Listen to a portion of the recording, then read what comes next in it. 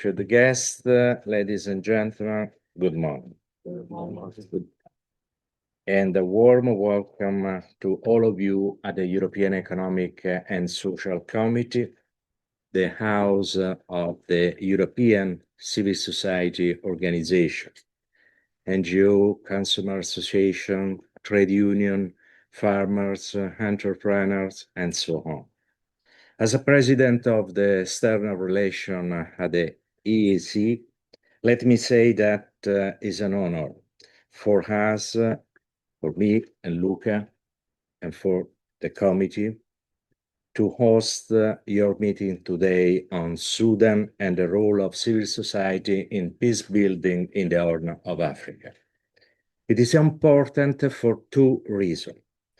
The first one is linked to the fact that we are living through a moment of a profound global uncertainty, widening geopolitical tension, social fragmentation, polarization, climate-related disaster, rapid technological disruption, and growing mistrust in institutions.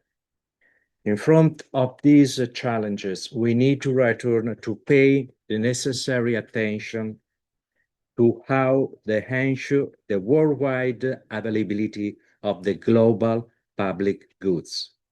Those goods that are fundamental for each of us, that are fundamental goods for the coexistence of a nation and often underestimated. Peace, health security, human rights, sustainable environment, and biodiversity. All diplomatic effort must be made to achieve peace in every corner of the world, in Ukraine as well as in Sudan, in Palestine, the Democratic Republic of Congo, and in all the other forgotten wars. There aren't League One and League Two wars in the world. There are only wars that must be stopped now with every effort. The second reason is linked with the actors of this action, the civil society and the area of the Horn of Africa. As you know, in our committee, we have a strong relationship with the African Union Economic and Social and Cultural Council. We participated in the Civil Society and Youth Forum organized prior to the EU and African Union Summit. And we participated in the second edition of the G20 Social Summit with some friends here. And in Johannesburg, as well as inside events organized by the African Union ECOSOC. I had the honor and the privilege to deliver a speech during the summit closing ceremony, which also featured the South African President Cyril Ramaphosa, Brazilian Minister Massaye Maria Evaristo dos Santos, South African Minister Ronald Lamola, and Oxfam Executive Director Amitabh Bihar. G20 Social Summit brought together more than 5,000 participants from a broad spectrum of civil society organizations. It was an amazing event and experience under the main principle of the Social Summit: solidarity, equality, and sustainability. Through our joint and fruitful cooperation with African Union ECOSOC, we sent a message on behalf of the EU and African civil society at the United Nations Summit for the Future. In our joint declaration, we call for a reinvigorated multilateral system, one that is representative, transparent, and accountable, really for all and not for a small number of countries or actors. We advocate for a transparent and efficient United Nations and for restructuring global finance to align with climate goods, moving beyond GDP as the measure of the progress. The global public good, peace, and Africa are at the heart of our agenda in this committee. We will follow your work with great interest, even if I unfortunately will have to be absent due to a previous commitment. I wish you a fruitful meeting. Thank you.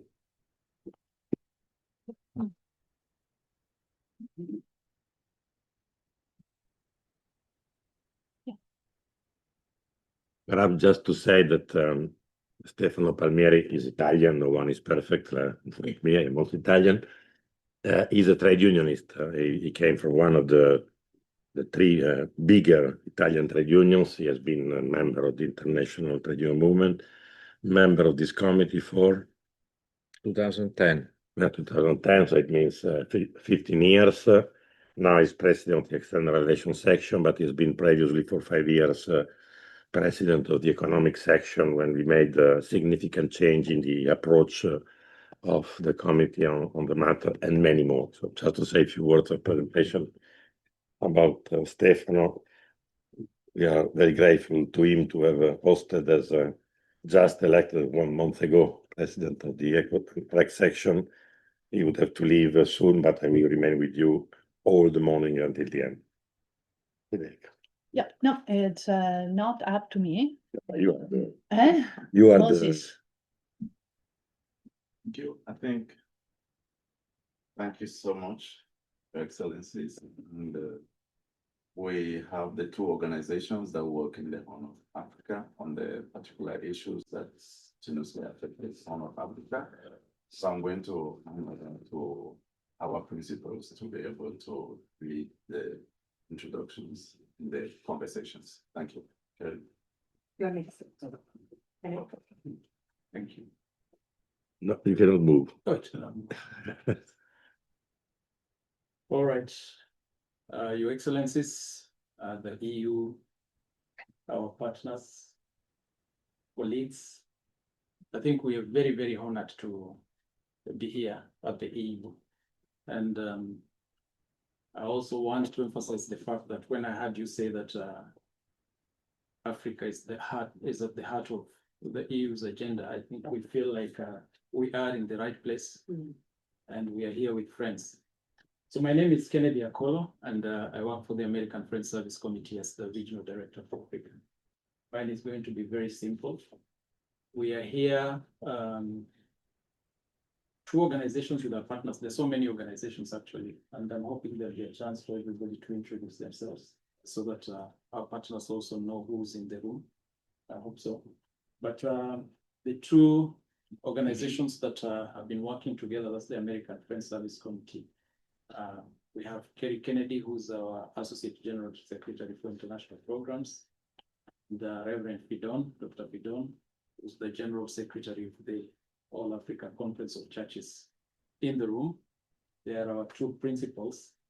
And on behalf of the team is to say thank you, but also to invite our two principals maybe to make a few remarks before we can get on to the main agenda. So I'll ask Dr. Fidon to say something, and then Kerri to speak. Thank you. You push. Yeah. It's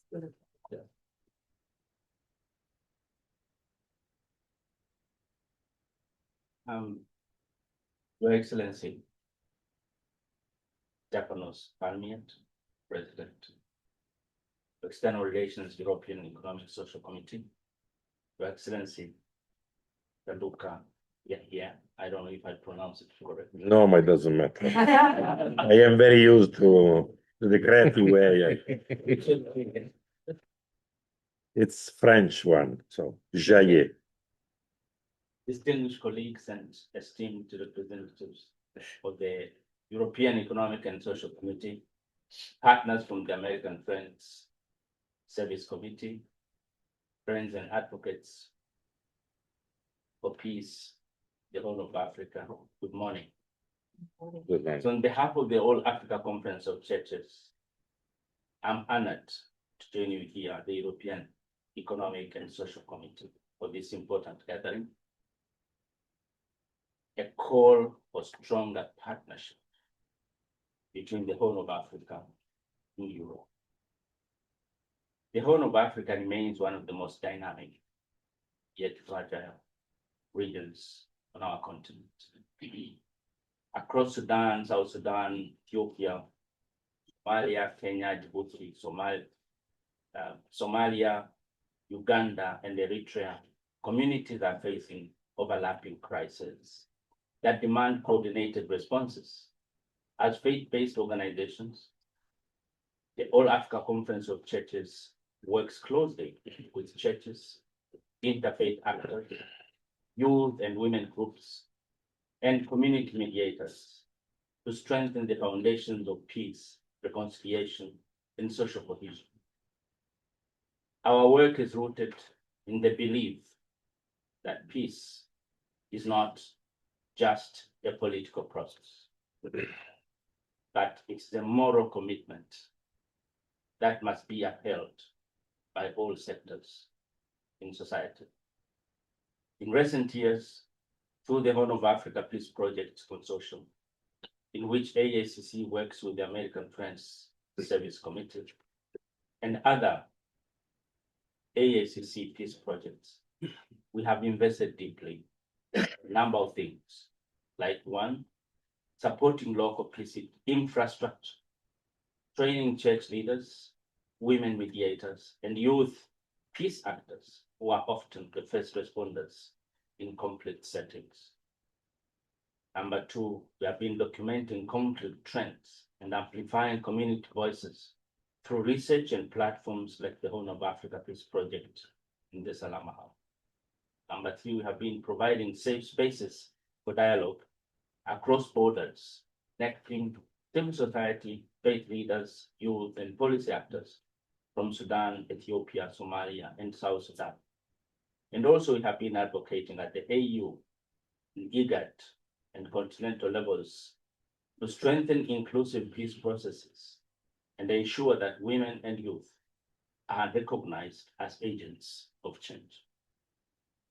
Our work in the Horn of Africa has shown a simple truth. Peace is built from the ground up, but it must be sustained through strong principled regional and international partnerships. This is why today's engagement with European counterparts is so meaningful. Europe has long been a partner in humanitarian support and development cooperation. But the moment we face today calls for something deeper, a collaboration that strengthens people-centered governance, supports accountable political transitions, and invests in civil society that is safeguarding hope amidst conflict. Today, conversations are not abstract. They reflect the lived experiences of millions of people, and they mirror the everyday advocacy work that AACC and AFSC undertake with churches, CSO, faith leaders, and communities who continue to mediate, support displaced families, and rebuild trust where the state structures are there. But for those efforts to have a lasting impact, stronger and more strategic cooperation between Europe and the Horn of Africa continues to be necessary.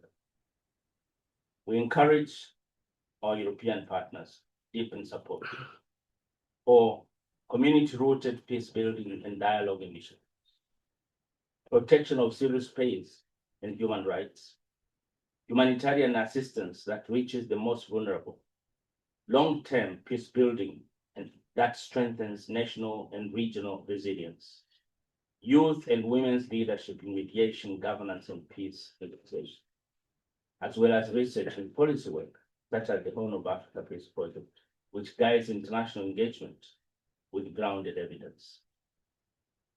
As AACC, we believe that peace is possible and that faith communities, when empowered and supported, are among the strongest and most trusted actors in promoting reconciliation and healing. So allow me to extend our sincere appreciation, the European Economic and Social Committee, and all the partners who have worked tirelessly to bring us together. Your commitment to inclusive, principled engagement with Africa is evident, and we look forward to expanding this collaboration in concrete in transformative ways. I wish you, all of us, fruitful dialogue today. Thank you very much.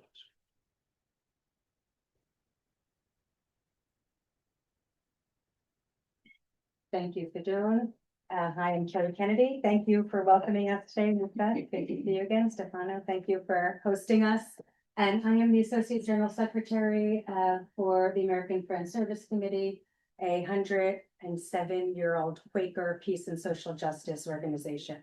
So I want to not take too much time because we have a wonderful panel here. And what AFSC does exceedingly well, we think, is to convene leaders from around the world, because we know that those closest to conflict, oppression, and violence have solutions to their own problems. And as we see an unprecedented shift globally towards far-right movements of authoritarianism and repression, we know that new partnerships are more important than ever before. AFSC does peacebuilding, migration, and humanitarian work. We're based in the United States, so we have offices in 18 countries, and we have partnerships in 60 countries around the world. We work in some of the most difficult places in Gaza, in Myanmar, and Sudan, supporting communities to find just peace solutions to conflict and oppression and violence. AFSC has done advocacy. This is the third time that we've brought the Salama Hub delegation to a global policy hub. So the first one was in Washington, D.C., and that was 3 years ago. It is a different world today in Washington, D.C., and we are not bringing the group here. We are seeing that with the devastating USAID cuts in this past year, tremendous devastation to communities around the world. We are seeing an immense need for new strengthened multilateral relationships and approaches.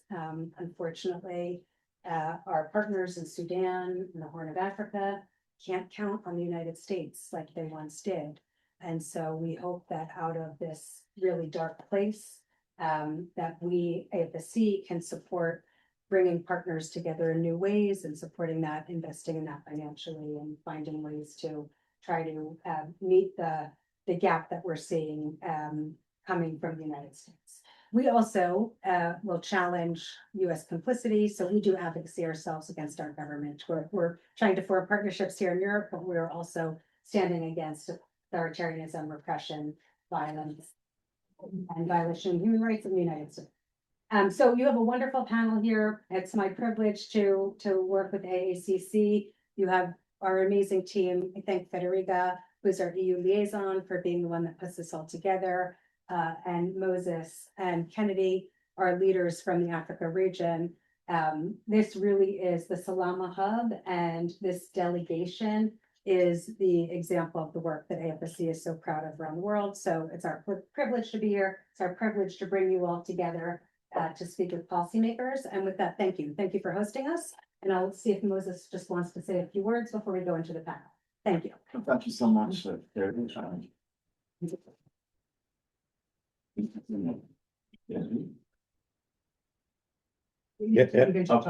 Okay, Mr. Great. So, Your Excellencies, good morning, and thank you for giving us the space to be able to interact here today with you. My name is Moses Chasies. I'm the director for the Salama Hub, which is the Horn of Africa Advocacy Research Program for Policy Influencing. So we work together with the All Africa Conference of Churches, and this program was developed out of seeking alternative ways of engaging in the Horn of Africa. That is a region that has gone through decades of instability and climate shocks that have actually affected people in different ways.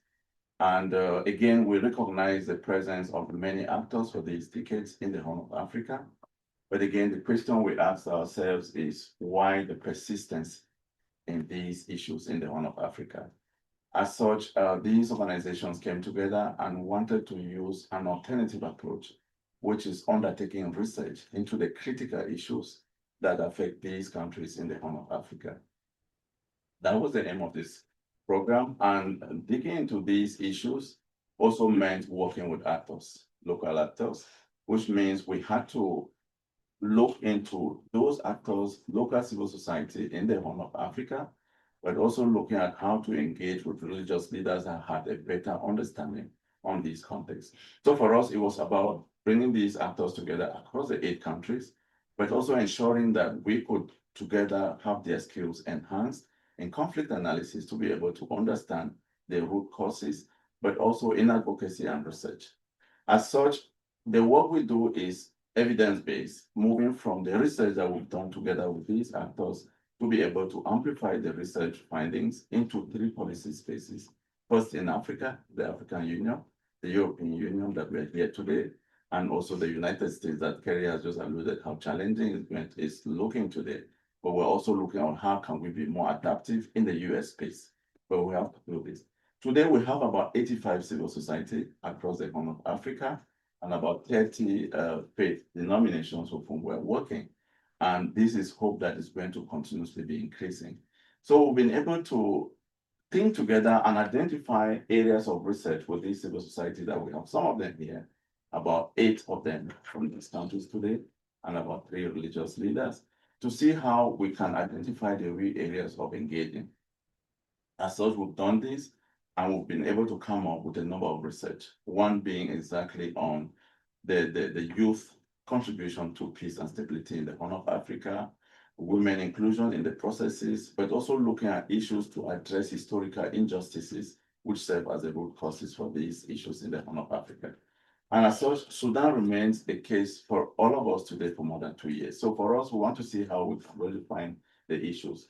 This said, these are just excerpts. We have the voices. It's not the voices of the American Foreign Service Committee and the All Africa Conference of Churches, but it's the voices of the civil society from the ground through the research, and we want to see how we can really be able to amplify these voices in these spaces. So we will be listening to these actors from the ground, and we hope that we can talk about some of the issues in Sudan today, but we also want to reflect around the gap that exists in women participation in mediation and negotiation. Because of the context, we find that continuously women have not really been part of the conversation in terms of identifying solutions to either ceasefire agreements or peace agreements that have to come into play. And even then, how do we ensure that interventions, initiatives within these contexts are gender sensitive? As such, we've been able to undertake these different efforts. And I feel that being here today is a great opportunity because we want to be able to show these evidences that have come from the research. And this can also, we also recognize that the context has continuously been changing, which calls for us to be more agile. So this said, I think I want to give the space to see whether we can listen to the voices. Thank you. Yes. Yes. And we're just making sure our first panelist here. So the first panel is on Sudan with Salwa Elsadik and Pauline Muchina. And for the people who are following from their offices or home, hopefully you will be able to ask questions during the Q&A as if you were here. Ladies.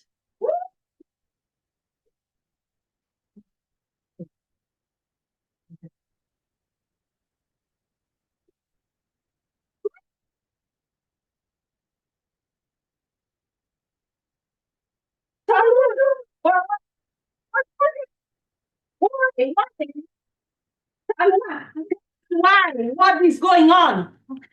Please, please, please, please tell us. Tell us. It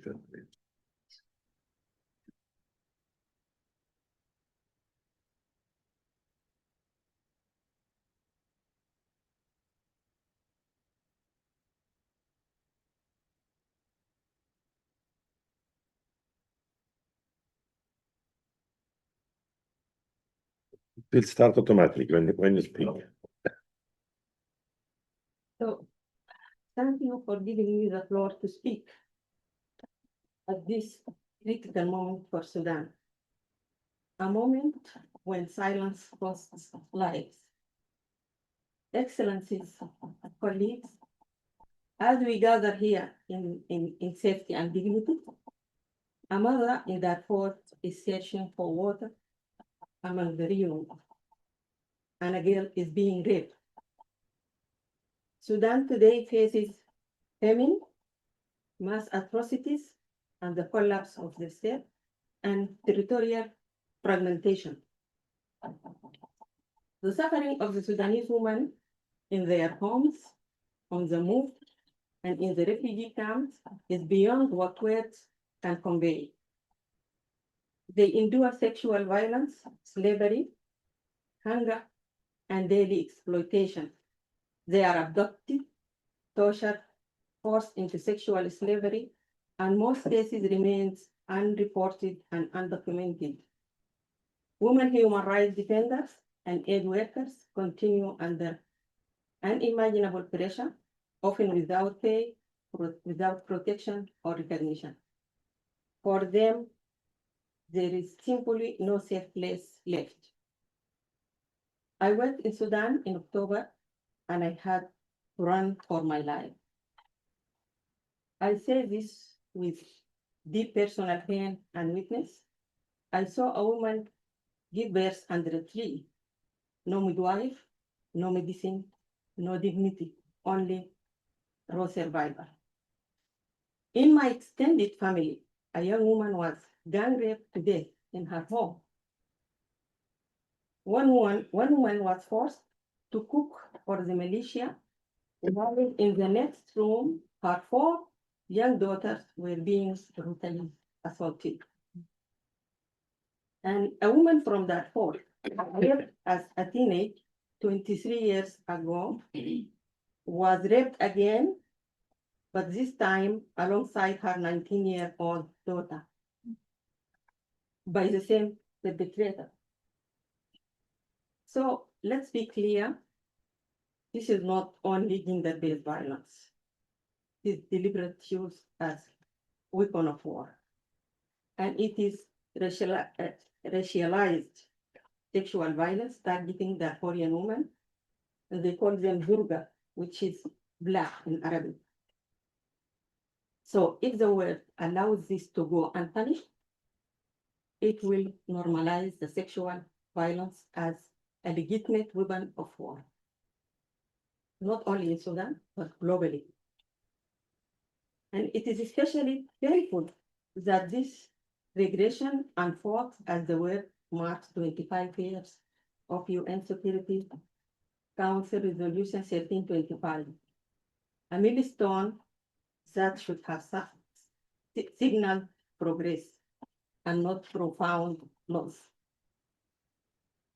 We raise our voices and we amplify those on the ground, but we must ask firmly, how do we make local and international authorities truly committed to protecting these lives? Because the war in Sudan is not contained, it is regional. Across borders, the consequences spill off. In Chad, families arrive after walking 7 days without food. In South Sudan, refugees told us armed groups crossed the border the same day they did. Big suffering in Uganda, Ethiopia, Kenya, and Egypt. While arms and gold smuggling move faster than humanitarian aid.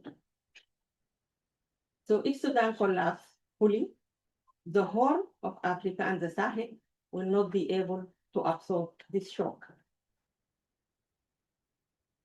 So I ask you as policymakers and allies to not let Sudan become the ignored crisis of our time. Your decision in Brussels can open humanitarian corridors in Darfur. Your political leverage can protect a girl in Kurdistan. Your leadership can prevent another genocide.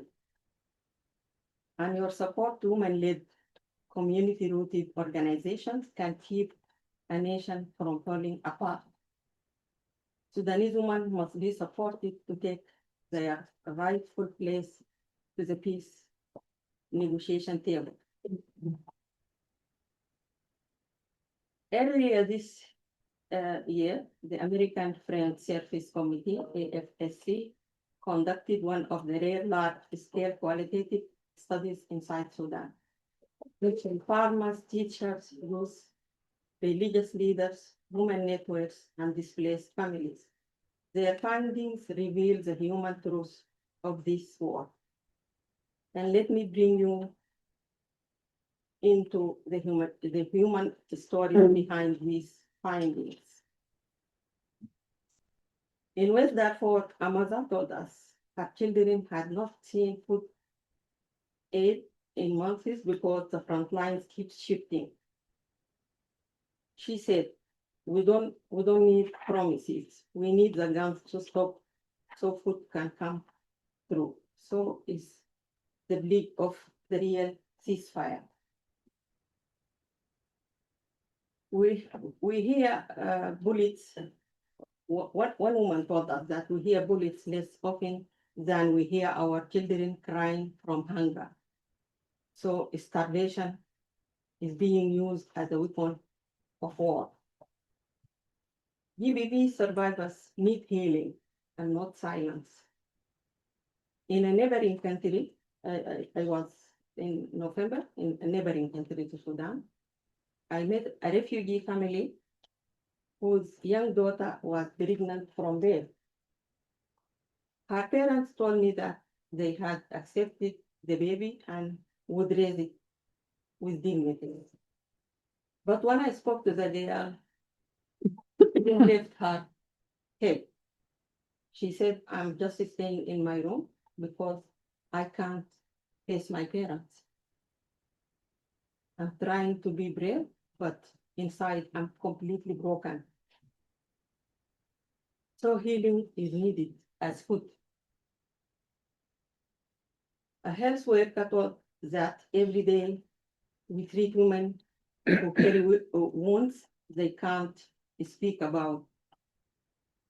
So GBV response must be survivor-centered and locally anchored.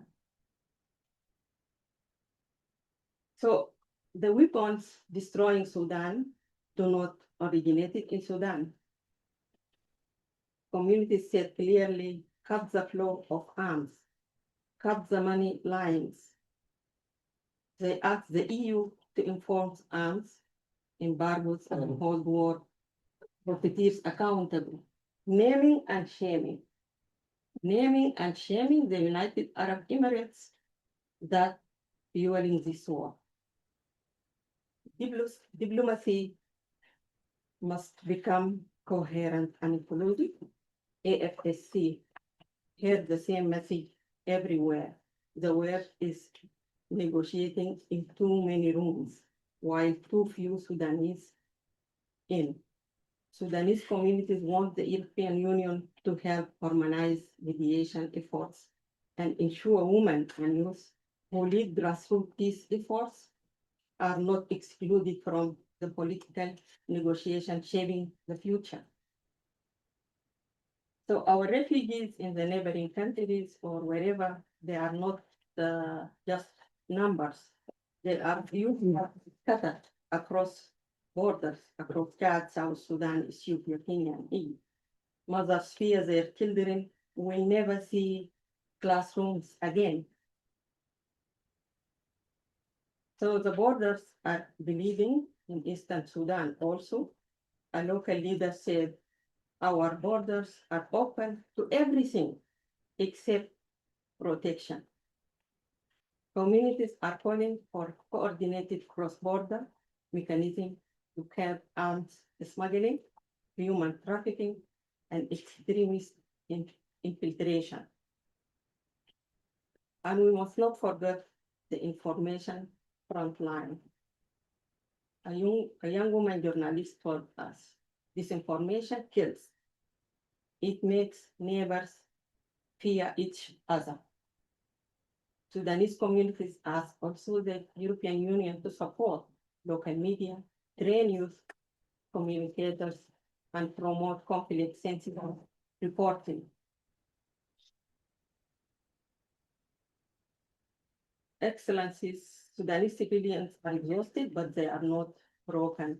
They deserve protection and they deserve for their suffering not to be ignored simply because the crisis is complex or politically inconvenient. If the EU champions the findings of this AFSC research, Sudanese communities will feel seen and they will remember who stood with them. And history will remember that Europe chose to stand with humanity and not with the logic of war. Thank you.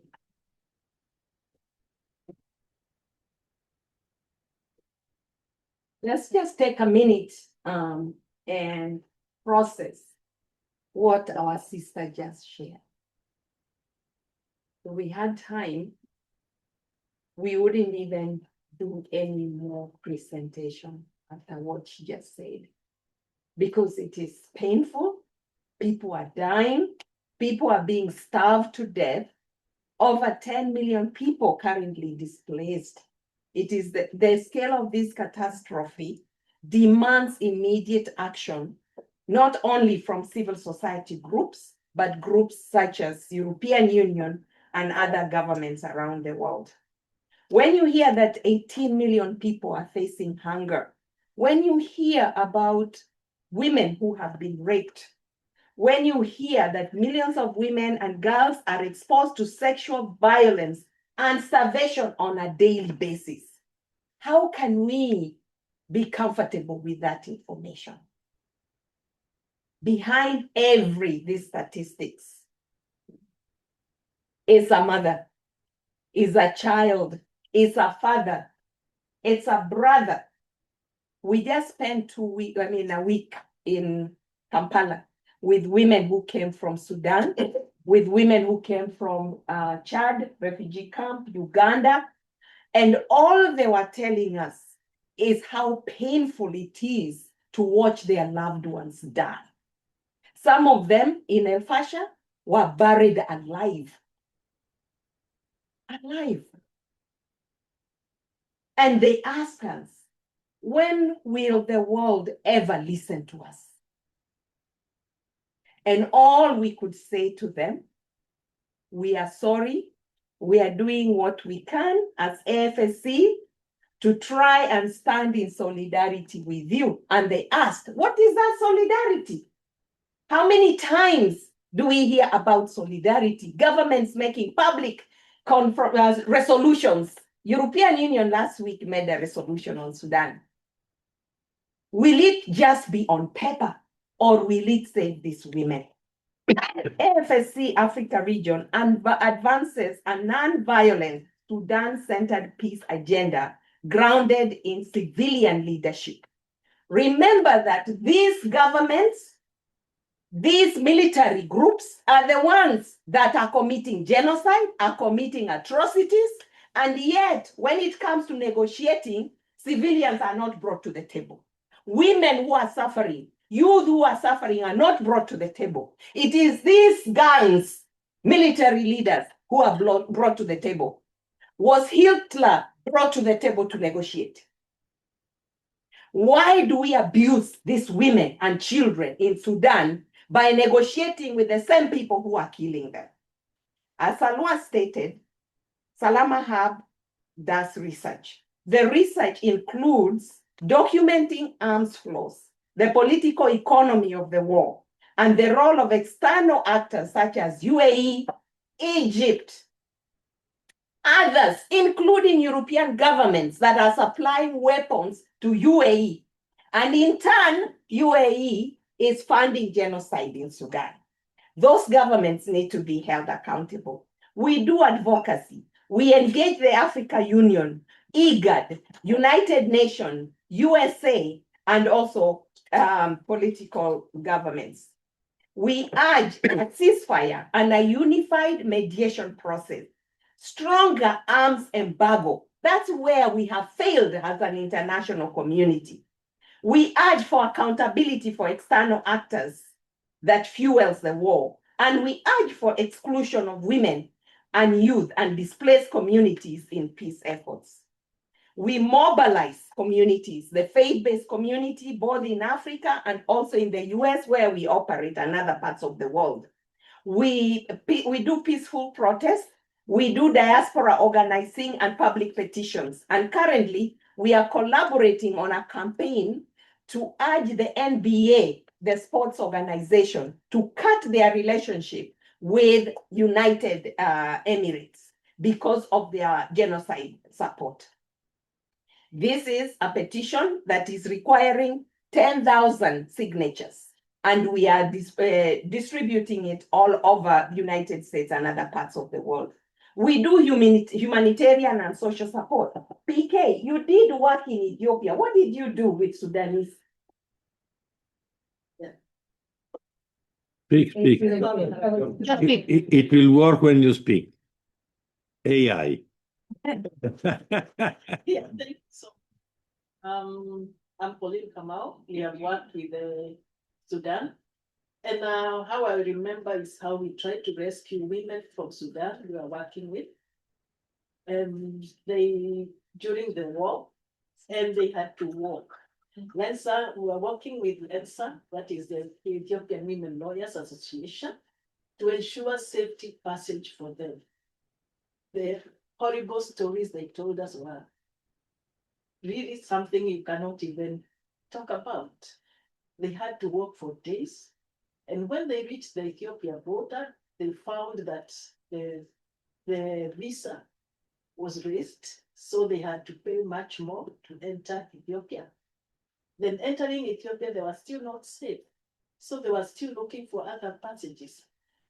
AFSC kept them gave them host, and we worked with them for a few months before they resettled in Egypt. And in Egypt, they could not actually stay for long because immediately you leave Egypt, you have to pay $2,500 to get back to Egypt. They ended up in the war-torn country of Sudan. Unfortunately, that's what's going on. Even in Uganda, in refugee camps, it's the same thing. So we are here now to talk to European Union, to urge you to coordinate with regional bodies such as Africa Union, IGAN, and have a coordination mechanism to unify and call for a ceasefire now. Protect civilians, give them access to humanitarian aid, strengthen arms embargo and enforcement, and protect all humanitarian access. People are starving while lorries are in the borders. Food is rotting in the borders instead of saving lives that are dying in the countries. We want to see meaningful inclusion of youth and women. We want to see investment in long-term stabilization, including trauma healing and rebuilding basic human services in Sudan. Sudan civilians have shown extraordinary resilience. Women negotiating local ceasefires, youth organizing humanitarian help, and families supporting one another. But resilience alone cannot stop genocide. It cannot end the flow of weapons. The European Union has both the power and moral obligation to act. A principled coordinated response grounded in civilian voices and aligned with African institutions will end this strategy and lay the foundation for lasting peace. History will judge us. Did we save lives in Sudan, or we watched as millions of people's lives got devastated? AFSC remains firmly committed to Sudan's people and to building a future rooted in justice, dignity, and nonviolence. We look forward to discussing further with your excellencies to see how we can bring hope to these communities in Sudan. Thank you.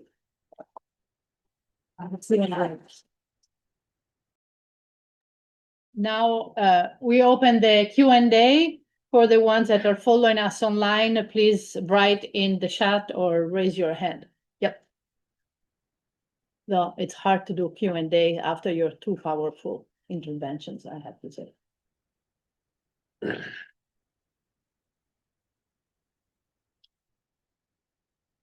sorry to take the floor again, but we would like to hear from your excellencies, please, if there is any thing you can share about the resolution you made on Sudan last week, please. But you should know that Europe is a complex machinery, but Federica is a master of card in this.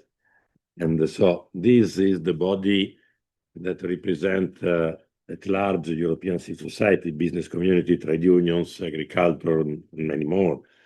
And we are a consultative body, so we have not a legislative power. And the body that has adopted a good resolution finally is the European Parliament. That doesn't mean even nothing. It's important, but the resolution of a parliament doesn't mean action.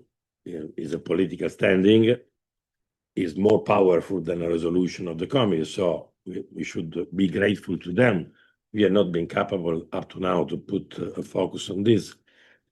We should work a little more.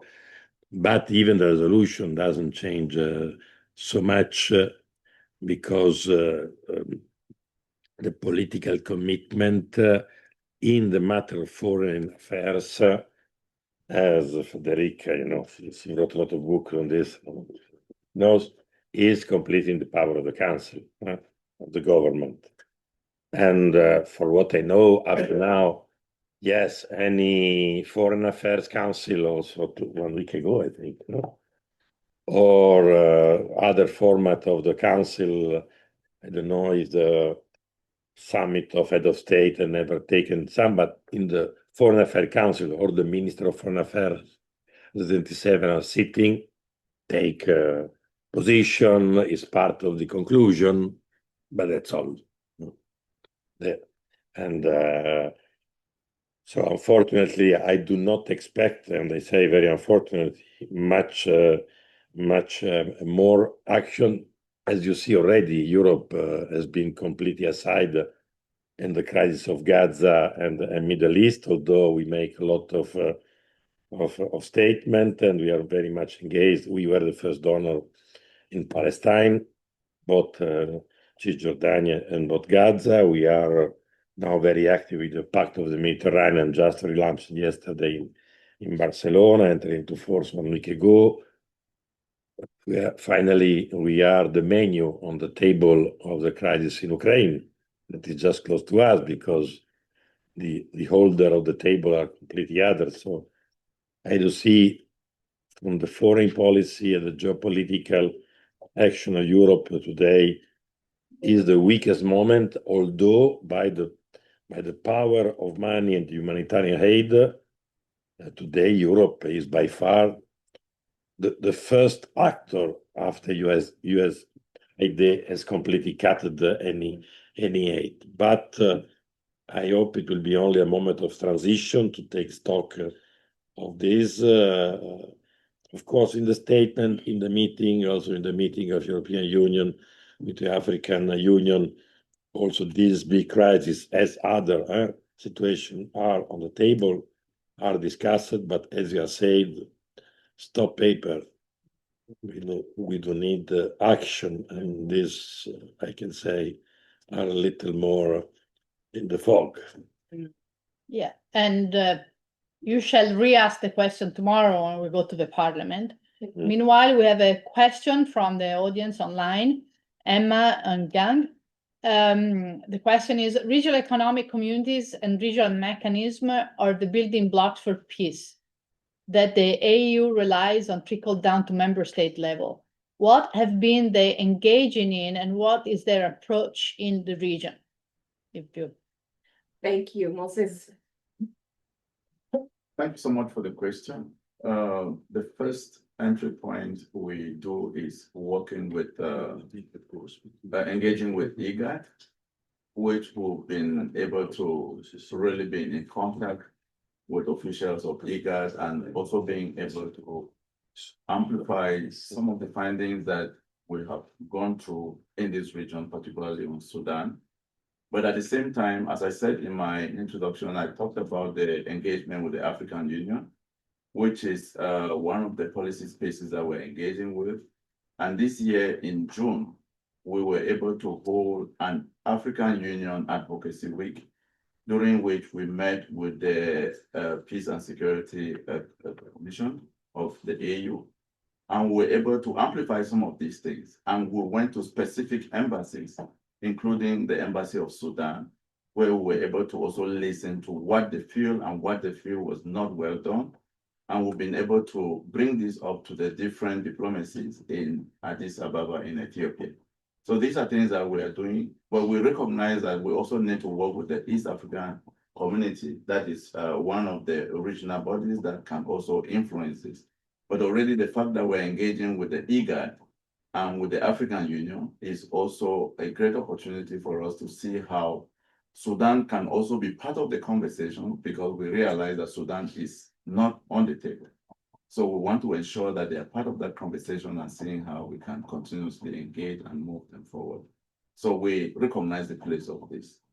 And also, from Washington, D.C., the civil society groups have been pushing the U.S. government to include AU in negotiations on Sudan, because they've completely excluded African Union at the table. They are mainly negotiating with Middle East countries, the Gulf nations, and African Union is not at the table. So how do you discuss Africa and not have Africa Union at the table? And not even the civil society groups from the region are not included. It's just the governments in the Gulf and the United States. So civil society groups have even written to the United Nations saying that United Nations need to control the negotiations rather than just leaving bilateral countries to do that. And if they bring, other people to the table, African Union should be there, IGAD should be there, civil society groups, especially women and youth, should be there as well. Thank you.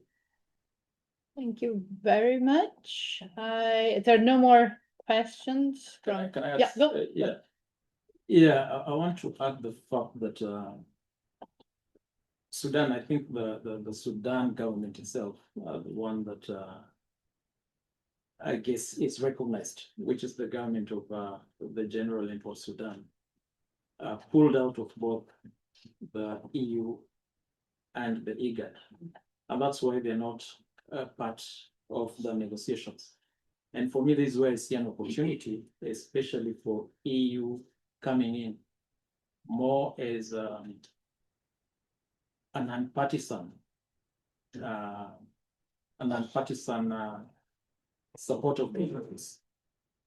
Because what is there again, if you go deep into the conversations that we've just had, we've had the issues around a racist approach to the atrocities that are being committed. And then what Pauline is saying is that the negotiations have been moved to the Arab world. And so the African part of it is really not available on the table. What I'm saying is that I think this is where EU can come in and support. I know both generals, I don't know whether it's both, but I know the general in charge of government is not part of the AU process, is not part of the Intergovernmental Authority on Development process. So they are completely outside of these regional bodies, which makes it quite a challenge again for us. Thank you. And meanwhile, we have two more comments / questions. One is Rossano from CNR. Dear all, Europe need to listen to the voice of the EU people, of CSOs, scientists, professors, young people, stakeholders. As a person engaged in the process of Med and Africa dialogue, I see a lot of paper and a lot of working groups, but we need more than this in the actual context. And then Emma, who I've also asked a question before, she has a question: how have these civil society representatives present here partnered and collaborated with each other, or they just focus on parallel implementations? So who wants to come in? Okay. So Salwa will talk about some of the civil society in Sudan and what they are doing with the situation. I did talk about the international civil society, and Moses talked about what they are doing in the region. but it would be good to hear directly from a Sudanese who is actually working in Sudan via other civil society groups say what they are doing. Okay. For the civil society, if we focus on the local initiatives and the women-led organization and the CBOs, they are really filling the gaps of the collapse of the state. So there is no services, there is no infrastructure now in Sudan. So they are taken over by providing food, creating community kitchens, and making shift clinics, and some girls walking from door to door to help on serving the communities, and also arranging for medications and fighting malaria and dengue fever and collapse of the health system.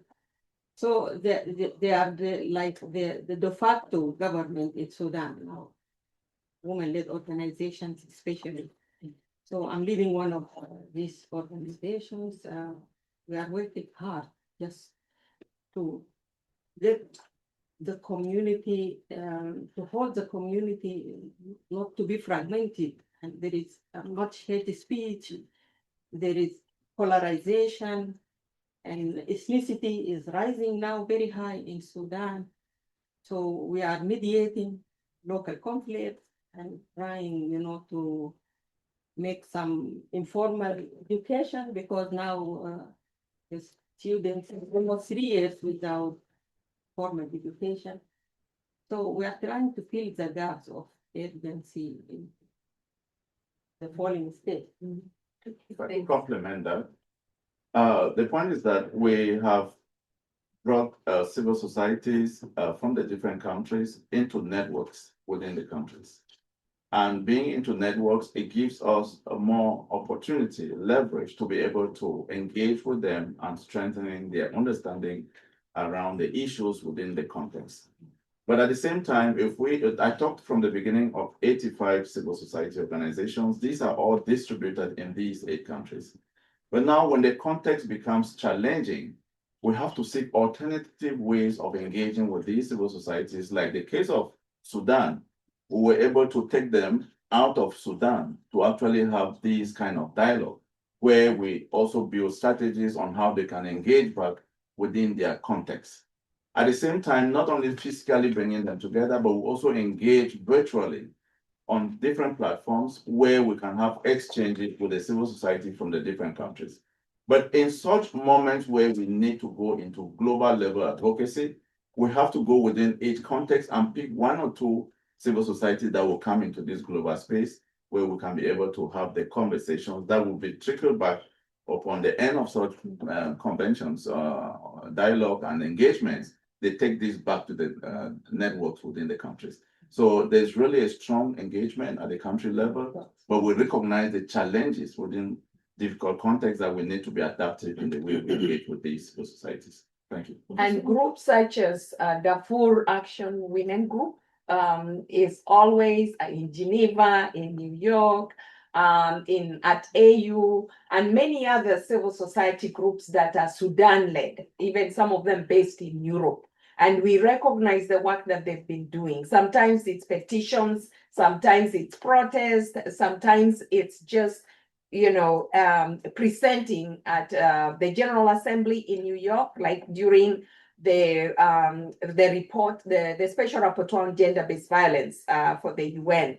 They were involved in that. So we recognize the work that civil society groups from Sudan itself, are doing, and very, very appreciative of their work. Thank you. I just want to add one point, that one of the significant work we are doing as women-led organizations is providing the psychosocial support for the GBV survivors, and this is very,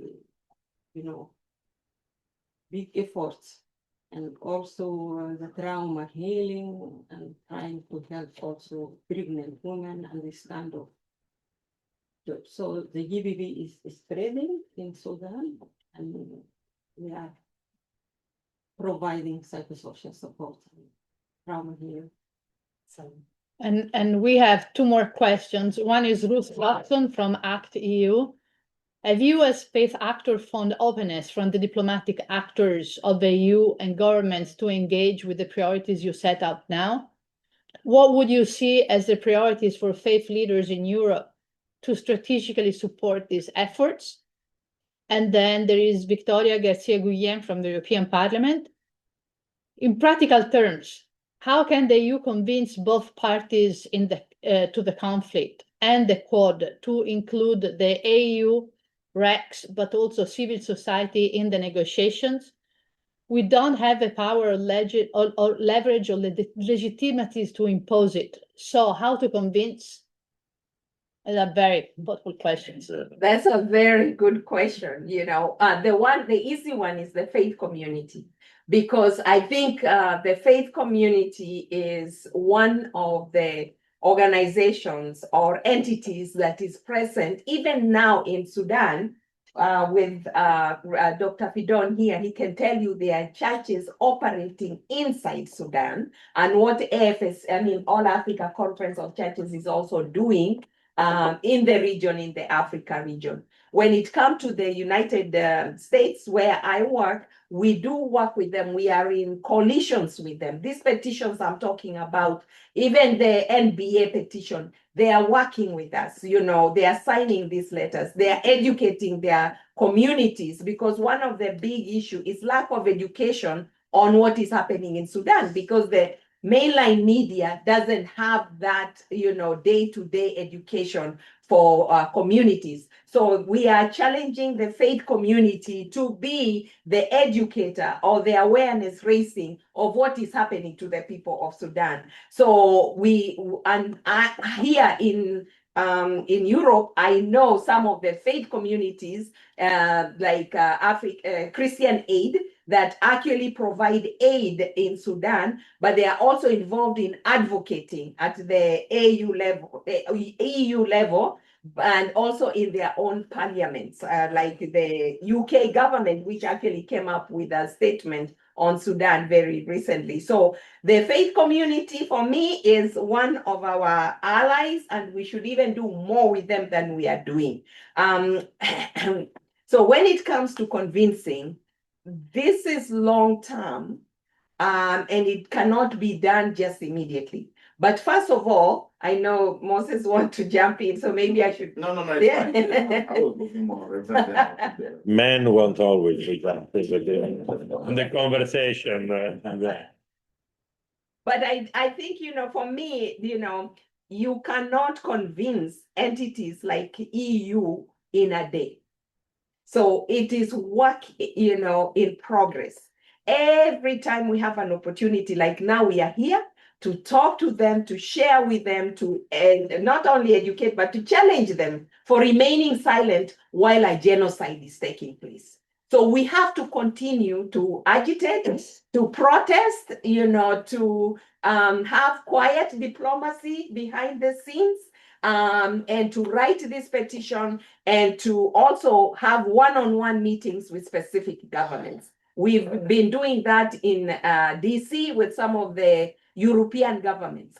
But now we even need to do it here. We need to do it every platform which is available for us. But, we are still, for me, not only from AFSC, but also for me on a personal note,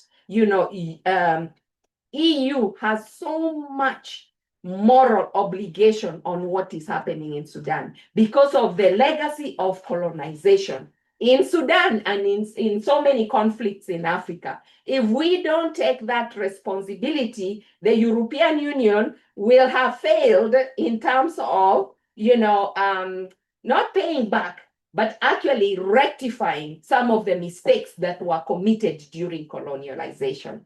Thank you.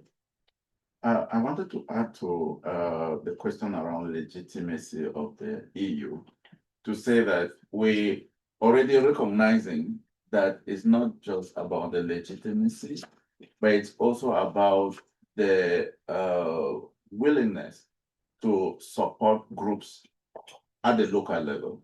Here I'm talking of women-led civil society organizations, youth-led civil society organizations, that following the work that we are doing as strategic allies on the Horn of Africa, we feel that there's the need for more support that could go into these actors at a local level that can catalyze change from bottom up to being able to influence the situation in Sudan. And let's not forget the way it all started from the beginning in the change of the government that was from the ground. So we find that there is need for more investment at the local level to these organizations. Thank you. Thank you very much. I think you addressed the elephant in the room, right? That's reality. And yeah, there's another not question. an elephant. It's a panda to say. Colonialism is the elephant in the room. Wait here. We have another question from Emma. Youth remain central when it comes to conflict. How have these actors mainstream youth peace and security agenda in their initiative, meaningful engagement, or a box leaking strategy? We can also hear from a youth representative present here and the challenges they face. I think this is a perfect question to start our next panel, because that is going to be on women and youth inclusion in mediation negotiations. So we will answer live in the next panel. You want to say something? I want to ask one question, if we can. Yeah, you can, of course. Yes, of course, there should be, as you are saying, this needed mobilization worldwide, United Nations, that are so weak in this moment, and European Union that seems too much lost this new game of power. But there are also regional actors, political ones. We mentioned just before the role of Egypt, this affair, although is one. But I want also to raise other, not elephant, but perhaps lion or something like that. What's the role of South Sudan in this game? Because South Sudan was the previous disaster, and still with a lot of refugees in the countries around. Is part of this conflict, is completely out of this conflict, is more an internal conflict of the North Sudan, completely divided, of the failure of the government in Khartoum. What's the role of Ethiopia? If I'm not mistaken, I've not heard the name of this other old big empire and strong country that is the border country to the two. So are they playing in this conflict? Are they completely aside? Are they watchers try not to be involved? What role they can play in this respect? So whenever there is conflict, and I know Moses will also add, whenever there is conflict, it's the neighboring countries are brought in whether they like it or not. And right now, refugees are flowing from Sudan into South Sudan. As PK talked about, from Sudan into Ethiopia, from Sudan to Egypt. Okay, so they are playing host nations, for refugees. The other thing is they are part of the African Union, you see. So the conversations that are going on in the AU, they are involved. But we also know that they've taken sides. For example, Egypt has taken a side. Ethiopia goes back and forth. South Sudan is not clear which side they support. So it is, both, perhaps. You don't know whom they support. But what we know is that the conflict is actually going even to spill even further than just the neighboring nation and cover the whole Horn of Africa. And then it will be even more devastating. And for EU, actually, there is also self-interest in helping what is happening in Sudan because of the groups that form into that region that become so dangerous to the rest of the world. Right now, there is nobody to control those groups. So they will end up causing havoc beyond the Horn of Africa to the rest of the world if the EU and other governments, the UN, don't interfere. So, but from our advocacy group in Washington, D.C., we've written to the Africa Union asking how they are bringing these other countries to the table to make a decision. As it was said, Sudan is kind of out of the system right now, but we are trying to push them back into the system so that they can not only be held accountable, but be helped in the process. Do you have any? Okay, can I? And Salwa. Salwa. Yeah. Salwa also. Just to highlight that Sudan, even before the war eruption, Sudan was under sanctions since 1989. So that means the situation is bad in terms of economic and also politics. So the engagement with AU and also with IGAD and some regional efforts was not really smooth.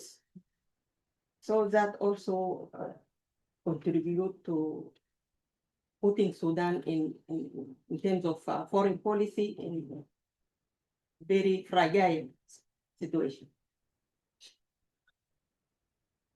Thank you. I wanted to look at the issue of arms flow and the role of neighboring countries. I think there's a lot of research and studies that have been carried out. I was watching one where they've been able to track, the open jeeps and the machine guns and all that flowing through Libya and then into Sudan. If you remember, there's a gentleman, I don't know whether to call him a gentleman, but there's a killer called Abu Lulu. Yeah. And I'm sure, I don't know whether the EU is aware about him. And they were able to track, where all his, the weapons were coming in. I think through General Haftar, who's also involved in Libya to some extent. And you can see that these weapons, all we need to do is to identify where are these weapons coming from. I think UAE has been mentioned. The governments like the Kenya government, for instance, which is much further, that have also been accused of supporting the RSF. And the RSF met in Nairobi to decide or to plan on the future of Sudan. At some point.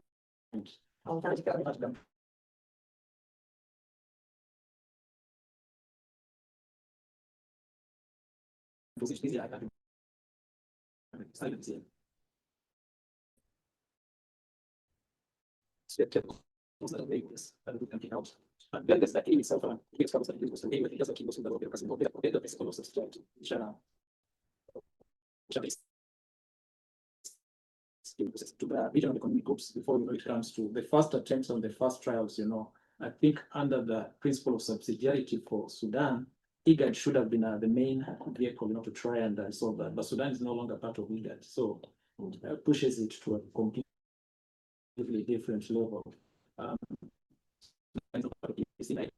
So I think it's just a response.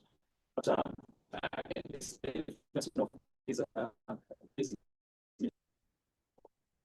the entire region, they're in Somalia, they're in all those places, where there are challenges. So I think it's really worth, taking a bit of time just to see, the role of external forces in pushing, the neighbors to react the way they react. Yes, and also Ethiopia playing host to the regional bodies like the AU, the IGAD. But one actor we're not talking about is the United Nations with the special envoy office.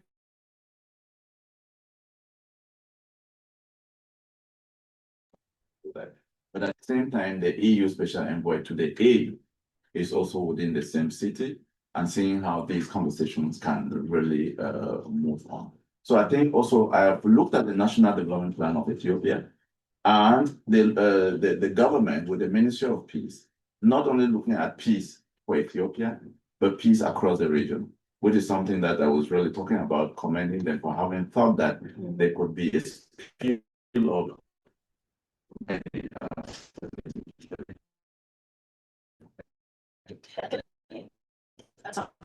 especially for AU.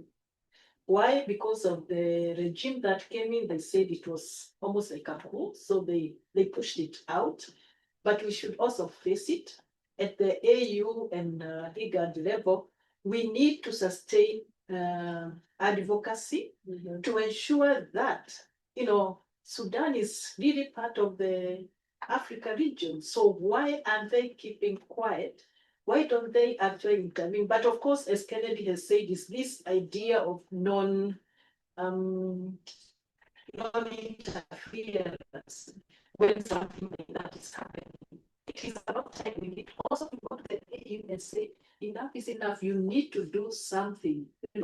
Because they are actually very quiet about it. They pushed Sudan out. So Sudan is literally, they cannot literally do anything about Sudan. It's about time they bring it back to the fold and be a member of the African Union again. In October this year,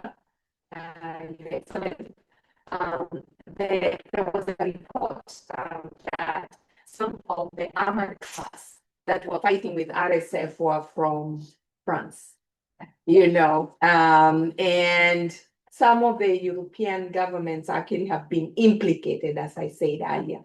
And then the other largest culprit is Russia, especially through the Wagner Group. Now they call themselves something else. I don't remember the name, but they are causing havoc. When you hear a community being burnt alive, they are even Russia, is a country that is very challenging. Everybody knows about that.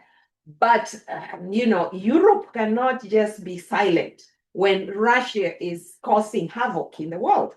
It's not just Sudan, it's also in West Africa. And they are really like in the DRC, they are causing havoc. So when we are talking about what can EU do, and I know that, when you have a child who is a bully, it's really hard to hold them accountable. In this case, Russia, but I think we cannot ignore what Russia is doing in Africa. Thank you. It's a big bully. He's a big bully, yes. The problem is also that the EU does not talk to Russia at any level, including in the Horn of Africa. They don't talk. So how can you influence an actor you do not talk to? I think with time to go to the next panel, thank you very much. This was very interesting.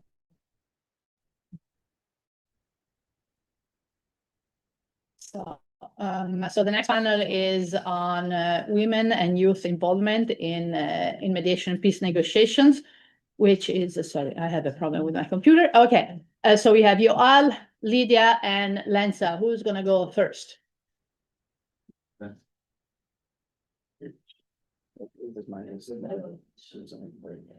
People want a short break, Federica, is it possible? Sorry? A short break for people. I think they might just have to get up on their. Okay. Yeah. Yes.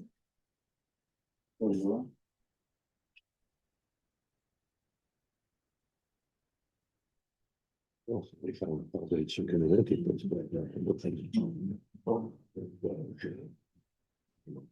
I some others that are different.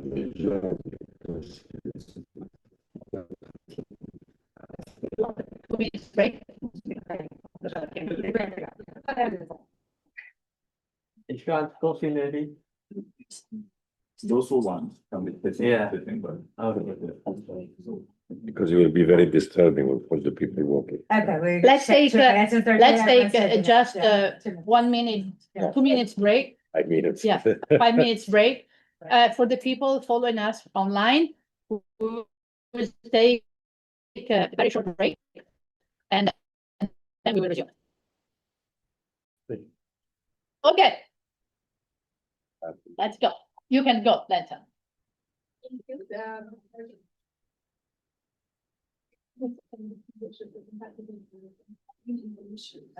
Thank you for the opportunity.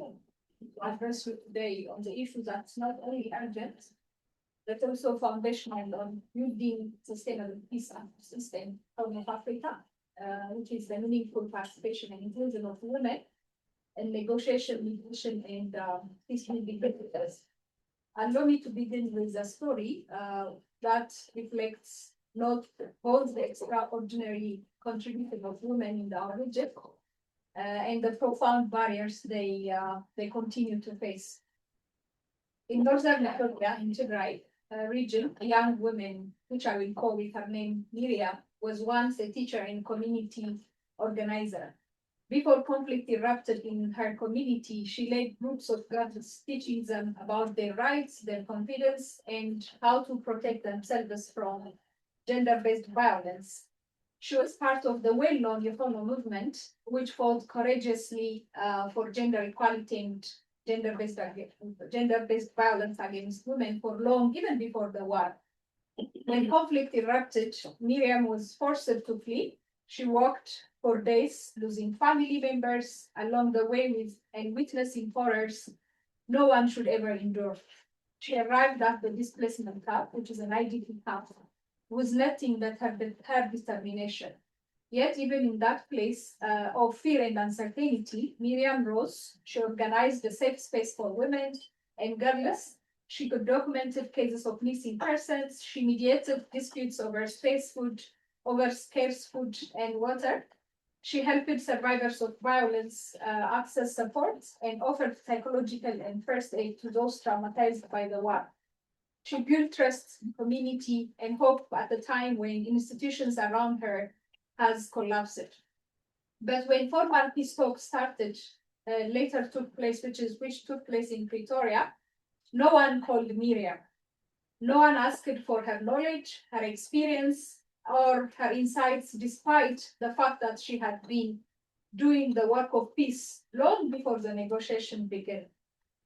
When I visited the IDP camp, she asked me one simple question. We kept the community alive during the war. Why are we kept outside the room when this is discussed? Your Excellencies, this is not only Miriam's story. This is a story of countless women in Somalia, Sudan, South Sudan, Kenya, Ethiopia, Eritrea, and Djibouti. Women who hold communities together yet remain structurally excluded from the process that determines their future. Just to give you a bit of context, according to a recent study conducted by All African Conference of Church and American French Service Committee. By the way, these are organizations who are engaged in peace efforts in our region, and I thank them for that. The first findings of the studies that these two organizations has conducted, it says that women are the first responders during crisis and the mediators of local conflicts, the protectors against radicalization, the provider of humanitarian assistance, and the guardian of social cohesion. And yet, women remain vastly underrepresented in formal negotiations and mediation teams, in ceasefire monitoring, in transitional justice mechanism, and in national and regional peace structures across the region. But not only in our region, but it's a global phenomenon.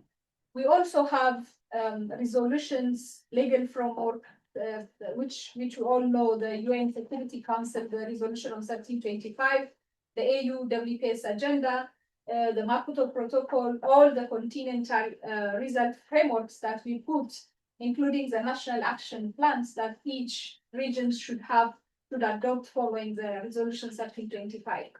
Unfortunately, the exclusion of women, regardless of us having frameworks globally, the exclusion of women in peace and negotiation process continued. And I don't feel like it's accidental. It's a political barrier, shrinking space, discriminatory norms, lack of funding, and at times deliberate silencing. But we also know this process, peace agreements that include women are more durable, more inclusive, and more effective.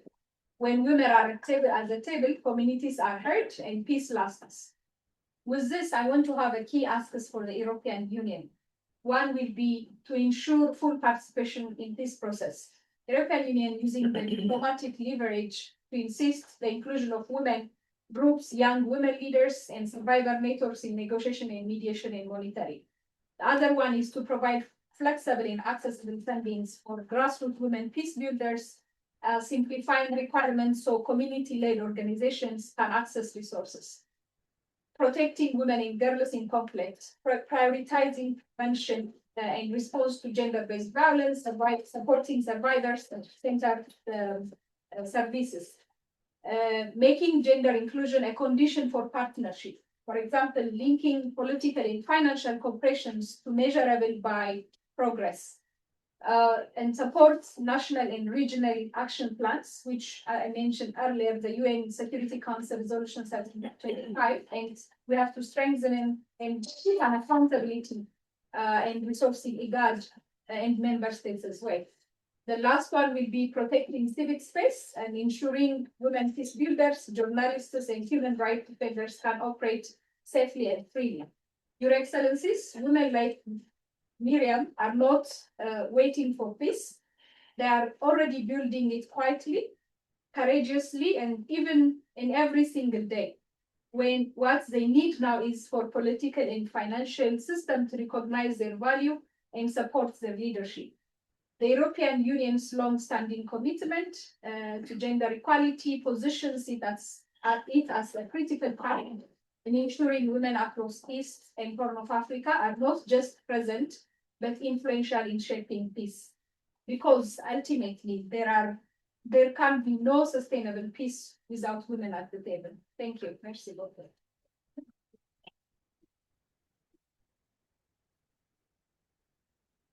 That is not here, so yeah, you're next. Yes, go ahead, please. Yeah.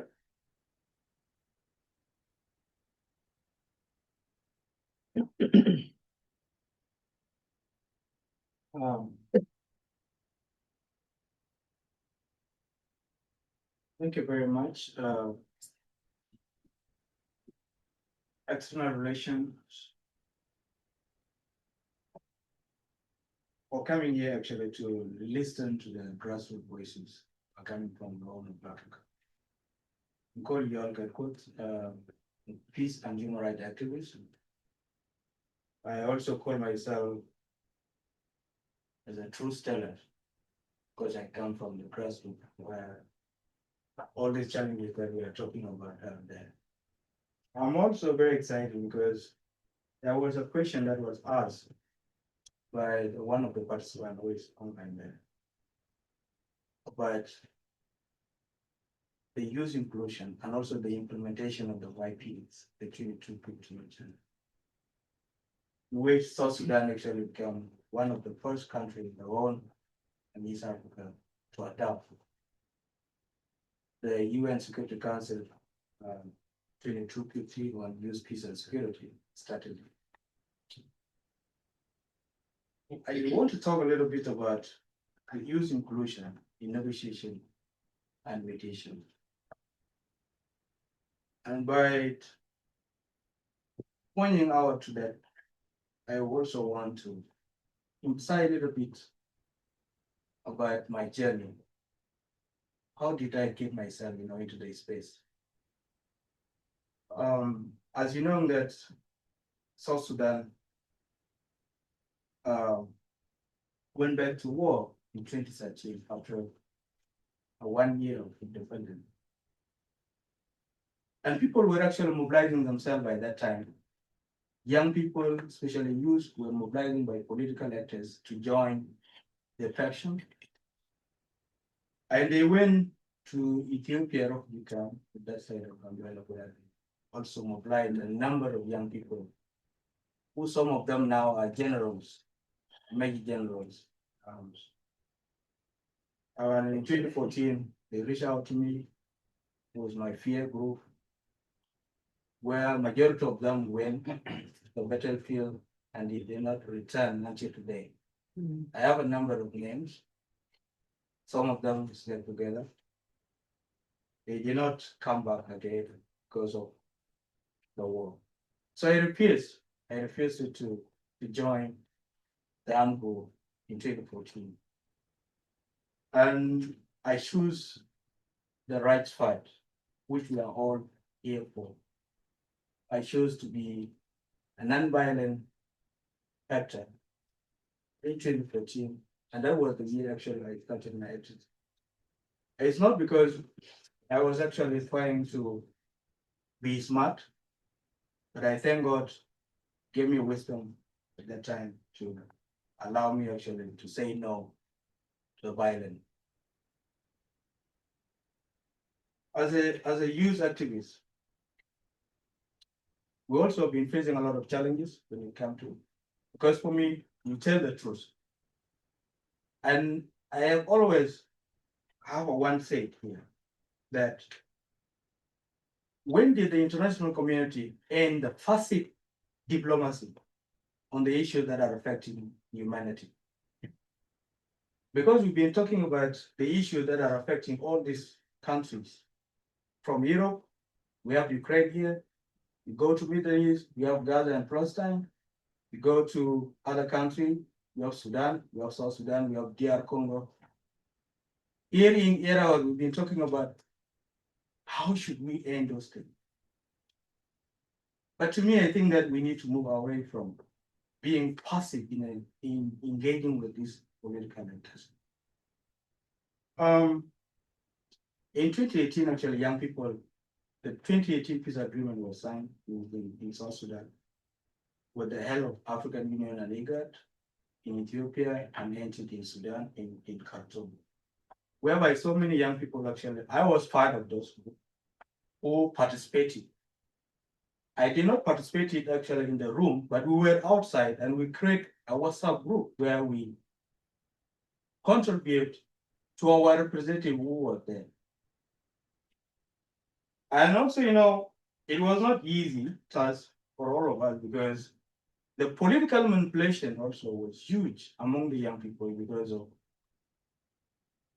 the challenges that they have got, because economically they are not stable enough, they are not well educated, and their understanding also on the issues is very limited. So it actually leads majority of young people to be manipulated by political class.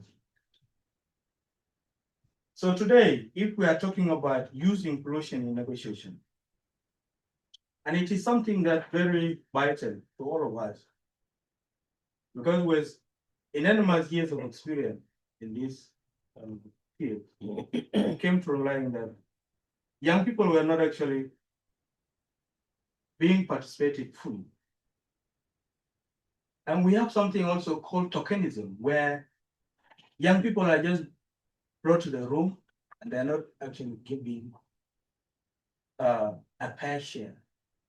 They were just there they are sitting there as a symbolic, where they say yes to everything, they follow the fact because they were not included. So to me, recently in Ethiopia, there was a peace deal that was signed in Pretoria in South Sudan, where it was very hard for young people actually to participate in. And young people were doing enormous works on the ground. And when the peace agreement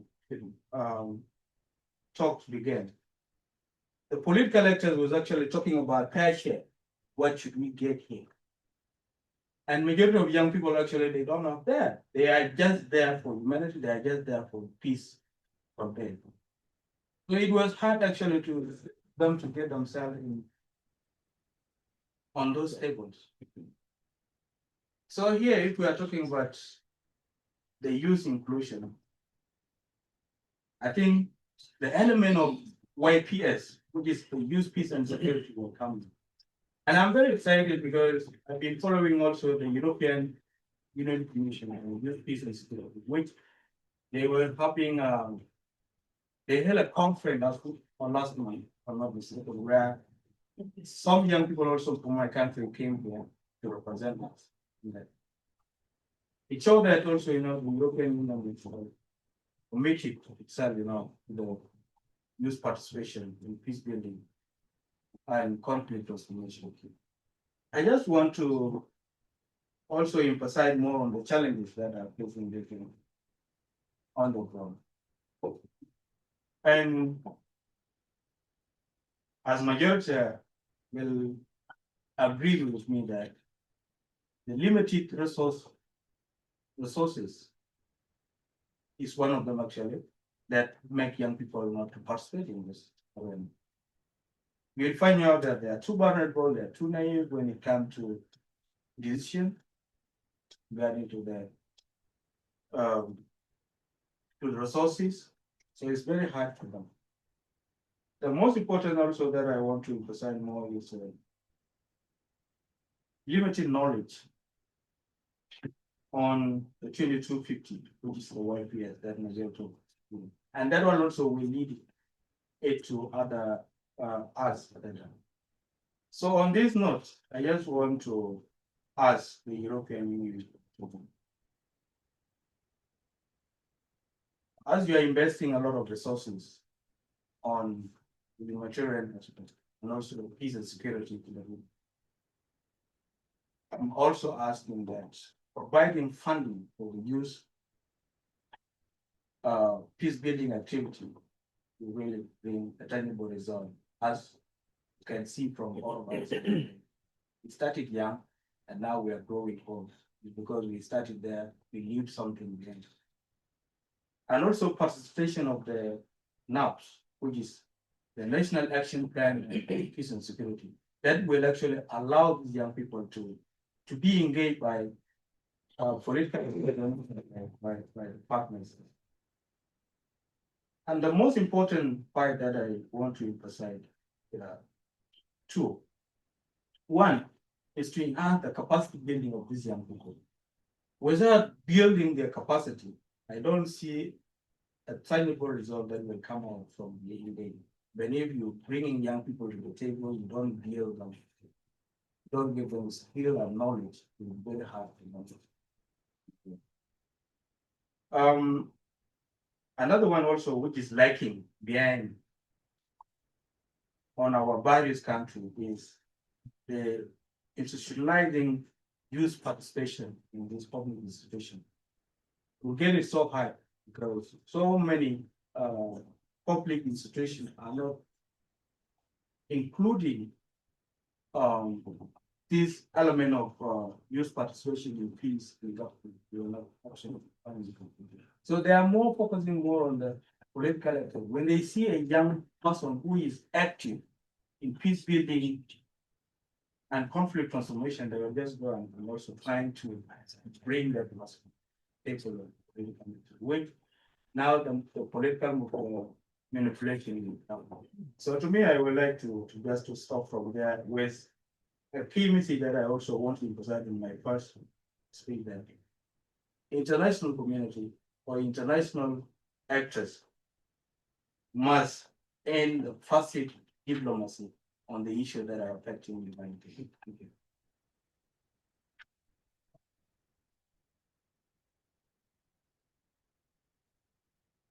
And we already have our first question comment. Good, and I think Lydia is not here, right? So nobody will speak on Kenya for the moment. Okay, great. So we have Emma. Emma, thank you for being so active. Like we appreciate it. We really like Emma. We hope to see you in person tomorrow or at our thematic next or at the table the next day. So intergenerational dialogue is important, but youth are also seen as a threat to replace the older generation. Yet this is not a competition nor is a favor. It is a peace, security, and development issue. It was a comment, not a question. It was a comment, yeah, but we like the comments as well.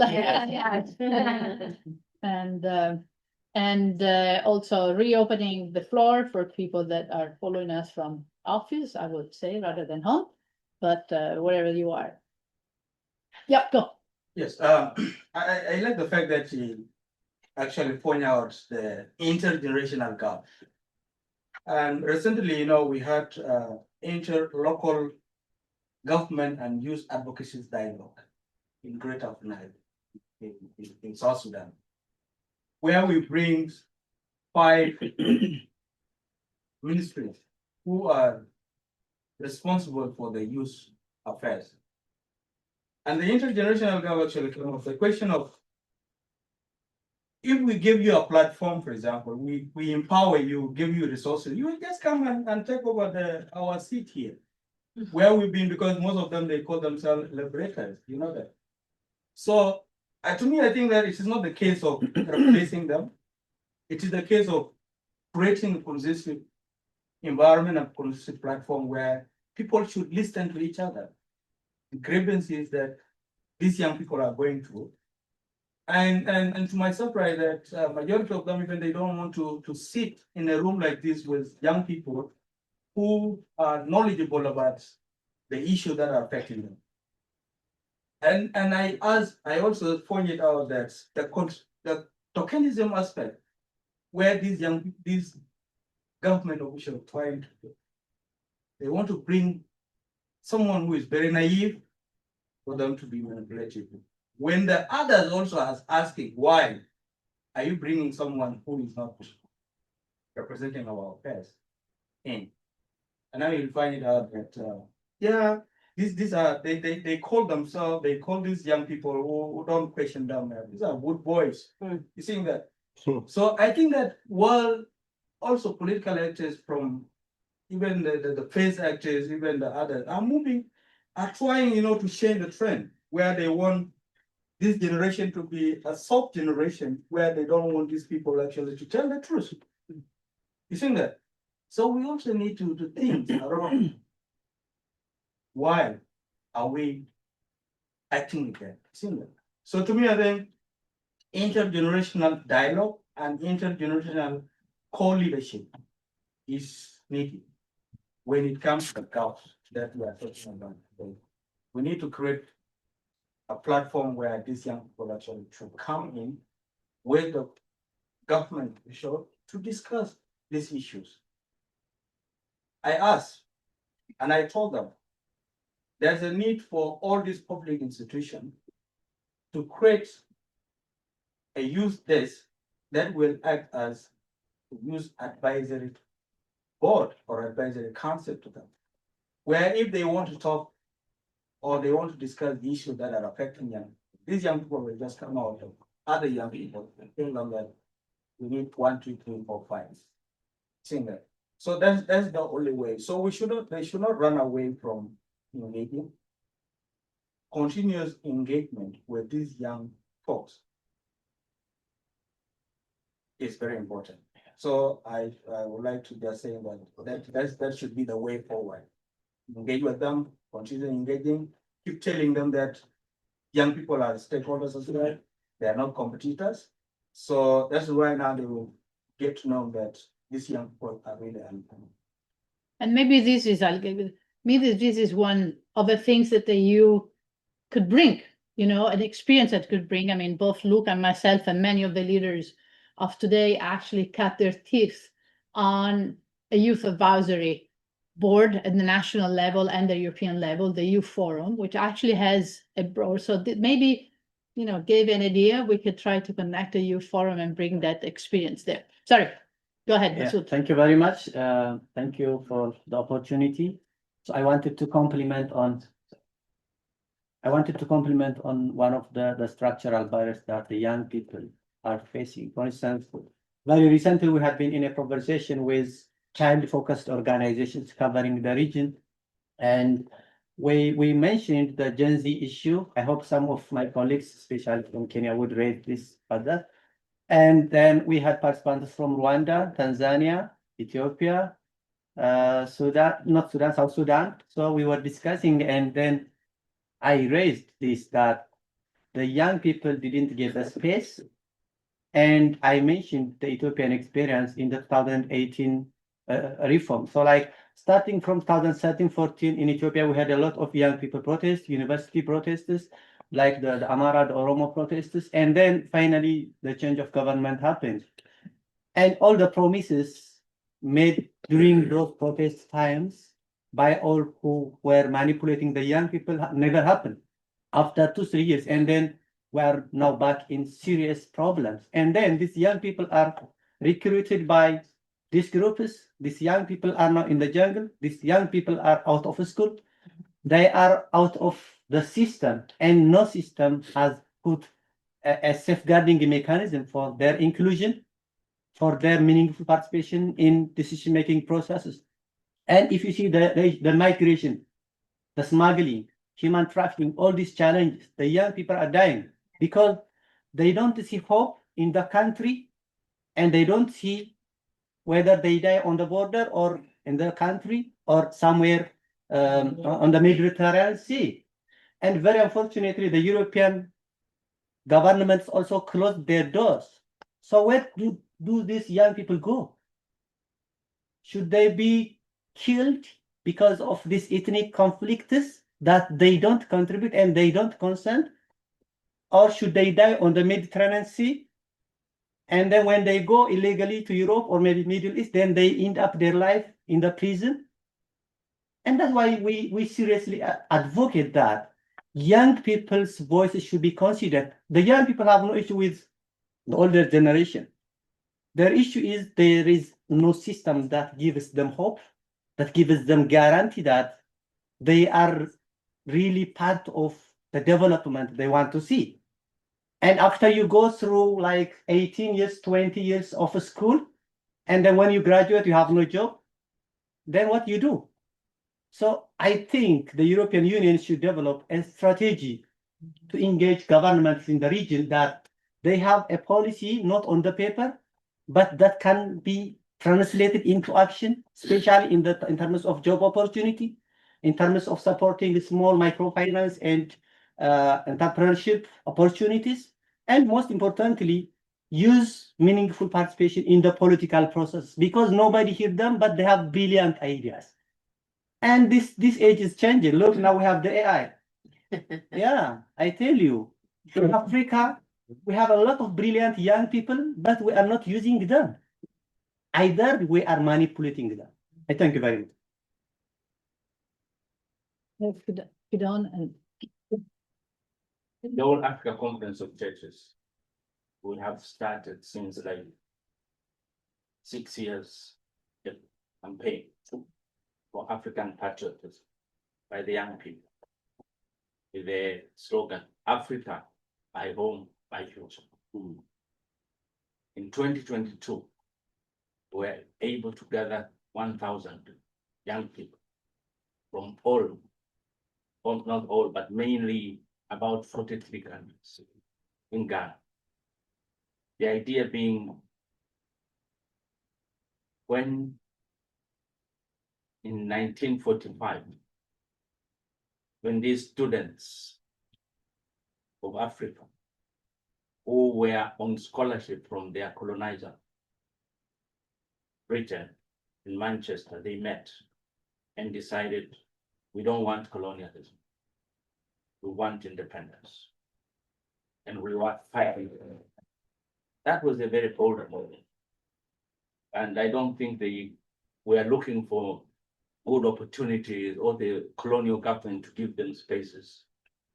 But a few years later, all Africa was independent.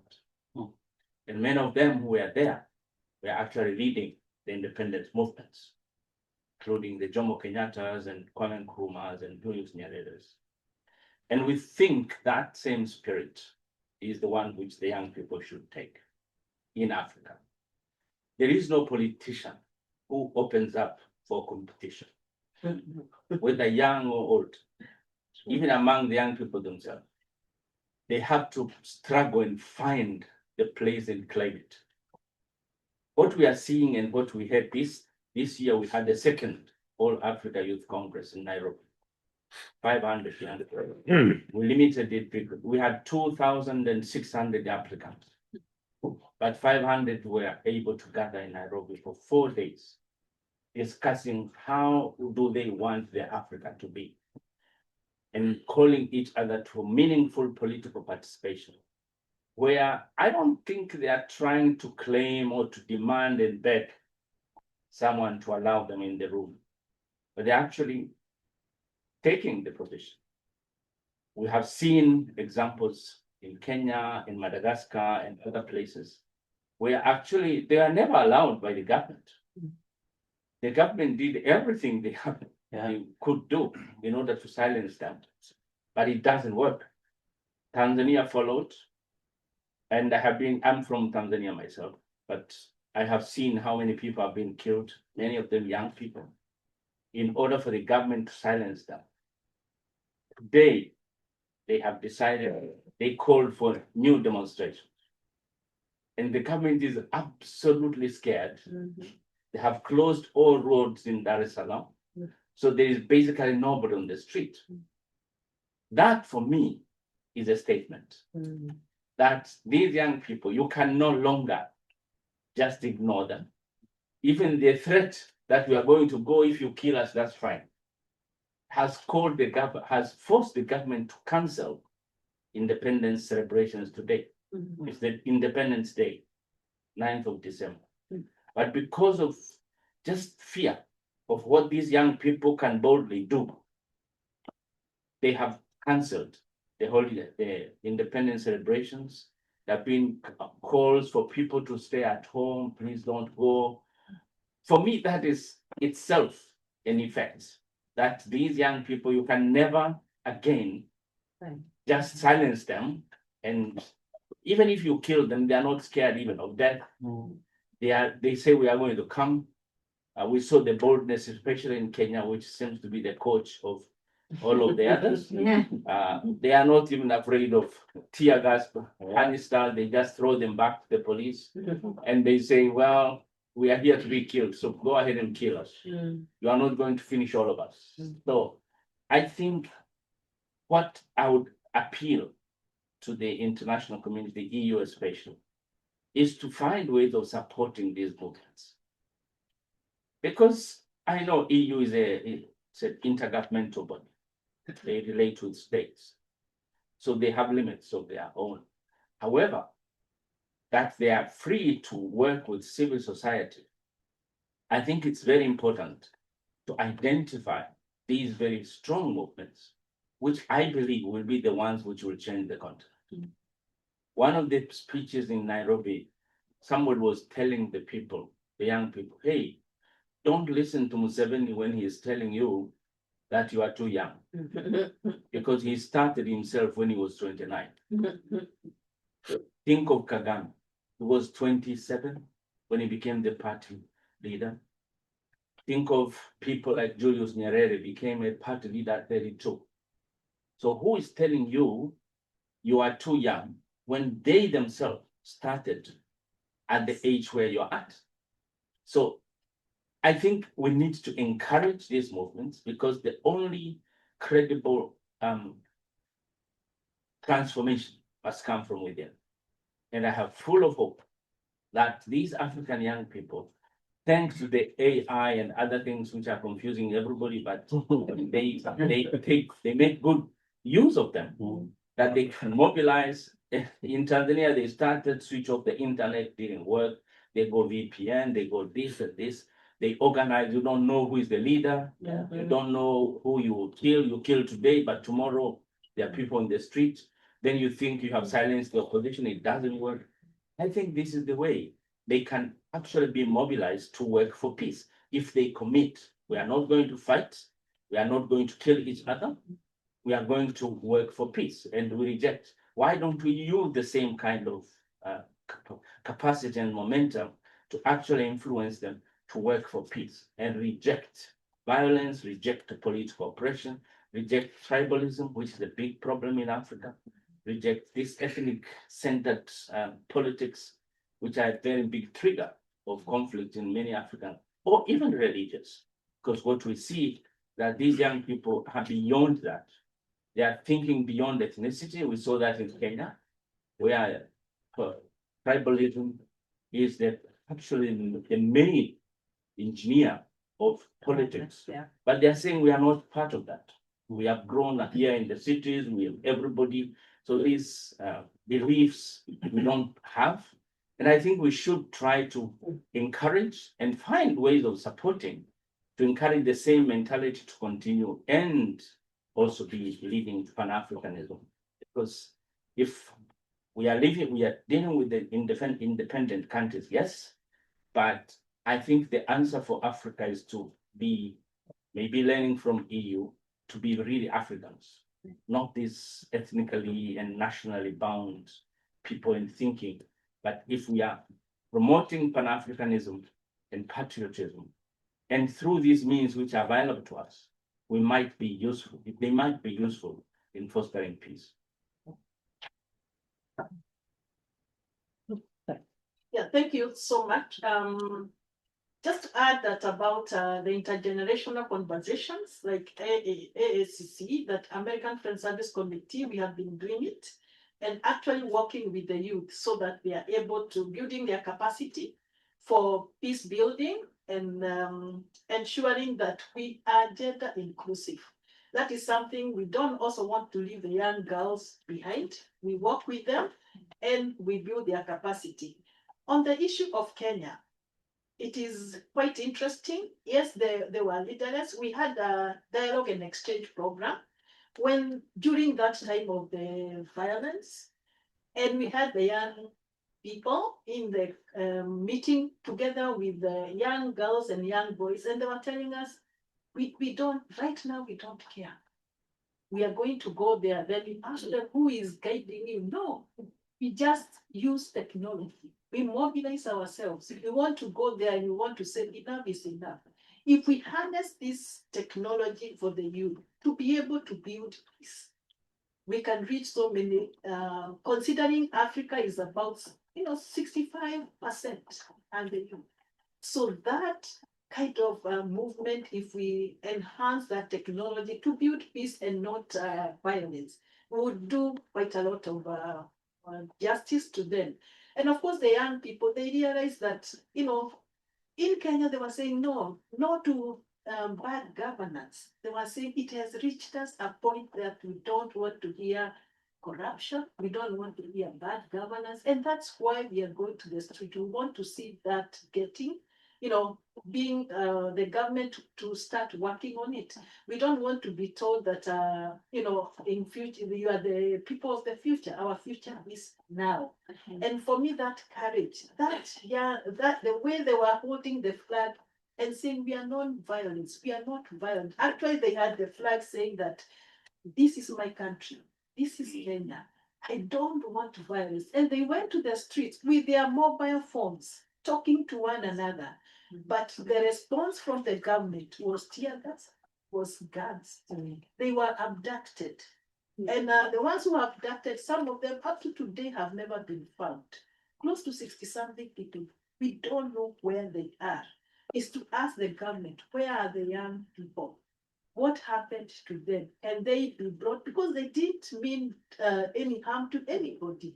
They were just expressing the need for peace. Yet they were killed. Yet they were abducted. And even up to now, you ask the government, please, can we have a sitting? And of course, it's our president actually had a meeting with the youth on social media, X, and they were asking him hard questions. And he was unable to actually answer. And all they wanted is that, let's calm down, let's come together and talk. And for him, instead of engaging the young people, want to engage the old people and say that, how can I address these young people? We are doing the wrong things. So it's to urge, our governments, prevail upon them. Can you engage the youth? They have got their answers. We don't have answers for them. And for me, that is that's the direction we need to go, and not to forget both young boys and girls together. Thank you so much. Thank you very much. We have several ones. We are already over time, so we are gonna close at 11:45. So keep in time. We have several, but please keep it short. Yeah. They were pre over there. Mine is so brief. Thank you so much. I'm from Uganda, and around Uganda, there are so many refugees camps. And most of these refugees, when you go closer, they are dominated by so many youths moving across from PRC, from South Sudan, from Burundi and others. Now, my experience, why I wanted to speak is one. there is a drug abuse which is growing under them due to lack of education, the education standard. Sometimes you find in a place those refugee camps, there are so many. So putting up schools for these youths and containing them in meaningful plans become daily. So you start finding the youth engaged in drug abuse and other things. So many people come in to use them wrongly. So it is why it is important that the issue of the youth becomes so significant, especially where there is no education for them or programs or plans to contain them. When you listen to other speakers, you will see that their brains keep on boiling and working all the day, night and day. So it is good if we promote education and also meaningful agenda for them tomorrow. So if European Union came in, it would be so encouraging. Thank you. Just maybe get a Yeah. few that haven't Yeah. spoken. Yeah, exactly. Yeah, I'll be very brief. Calls for inclusion of women and youth has centered on numeric representation rather than substantive. And so the response has been what my friend called tokenism. How many youths are in this? How many women are this? Not actually representing the issues that affect these groups of people. If you look at most of the budgets in this country, the European Union provides budgetary support to most of these countries in the Horn of Africa. But much of this money, you look at the budget of these countries, it goes more towards security. They call it security. And it is the purchase of arms to suppress the youth and the women. So I think support should be geared towards addressing the issues that affect youth and women. And when it comes to youth, the issue that affect them is unemployment, lack of education.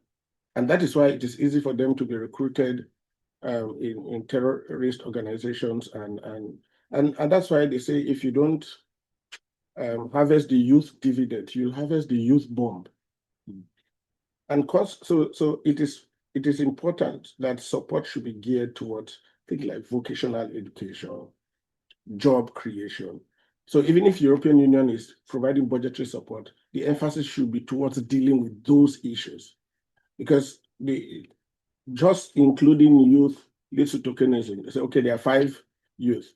I come from a country where if you are 50 years old, you are called a youth. That's the same in Italy, I would like I can. Yeah. Especially if you're a woman. Moses and I are youth where we come from. Because our president is 93 years old. Almost everybody is. He's young. Yeah. 2 years young, you know. So it's critically important that support should go towards dealing with the economic challenges that youth face. And they don't have access to education. And even if those who have access to education, they don't have access to education that creates the human resources for the kind of economy that exists in these countries. Yeah. So we talk about youth graduating from the university without jobs, graduated from the university with what? You know, their qualifications are not linked to the economy that exists. You know, recently I was very impressed when I saw that Ethiopia created Artificial Intelligence Institute. It tells you this is a country that's looking forward. But some of us come from countries where they're still using typewriters, where documents are still handwritten. And so the people who are governing these countries, we call them BBC because they were born before computers. You know, they don't really, they are, like I was looking at some statistics, the average age of heads of state in the Horn of Africa is 70 years. Average is 70 years. And then the median age of the population is 20 years. So there's a missing middle of about 50 years. So those who are governing don't understand the people they are governing, and those who are being governed don't understand the people who are governing them. And in some countries like Somalia, it's even 16 years. Ethiopia is 18 years. So if you look at most of these developed countries, they look at the demographics and invest in the things that the majority of the population requires.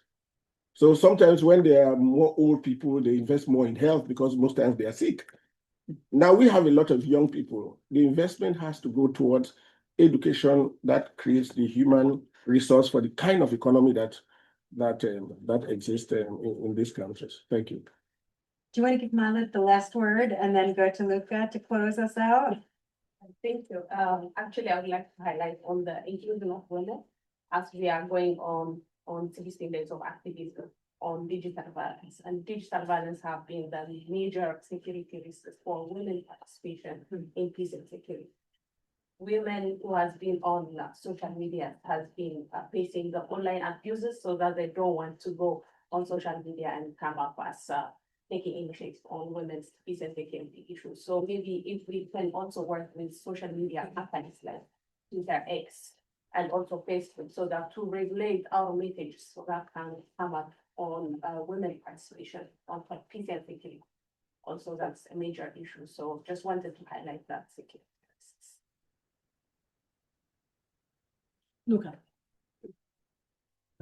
Thank you. Time to go to an end.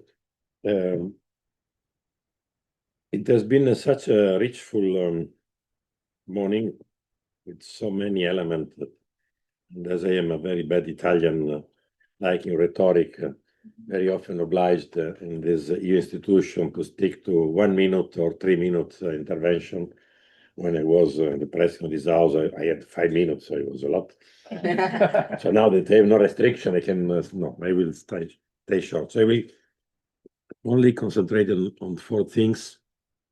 On what you said, it was so rich and cannot be included in the synthesis, but the first is a big thank, and I'm very grateful that the new president, the next section, has decided to welcome you and to accept the proposal to include you, and also in his very busy agenda to be with us for 1 hour and a half this morning. The first is not rhetoric, but I am really fed up of all this discussing since now 40 years about women. In the 80s, because I'm quite old also, I am 63. So in the 80s, the women empowerment, women in development, the gender mainstreaming development was the big slogan, everything. So now, basta. It's time to pass from word to action. Women are at least the half of the sky, but very often they control, and in Africa, that's for sure, in Italy perhaps not so much, 80% of the real life and real economy. Being economy, being society, being caring, being family, being community, being education, being health. You know. So now basta. It's time to move, to pretend, to call, to strike. Imagine all the women make a strike at home.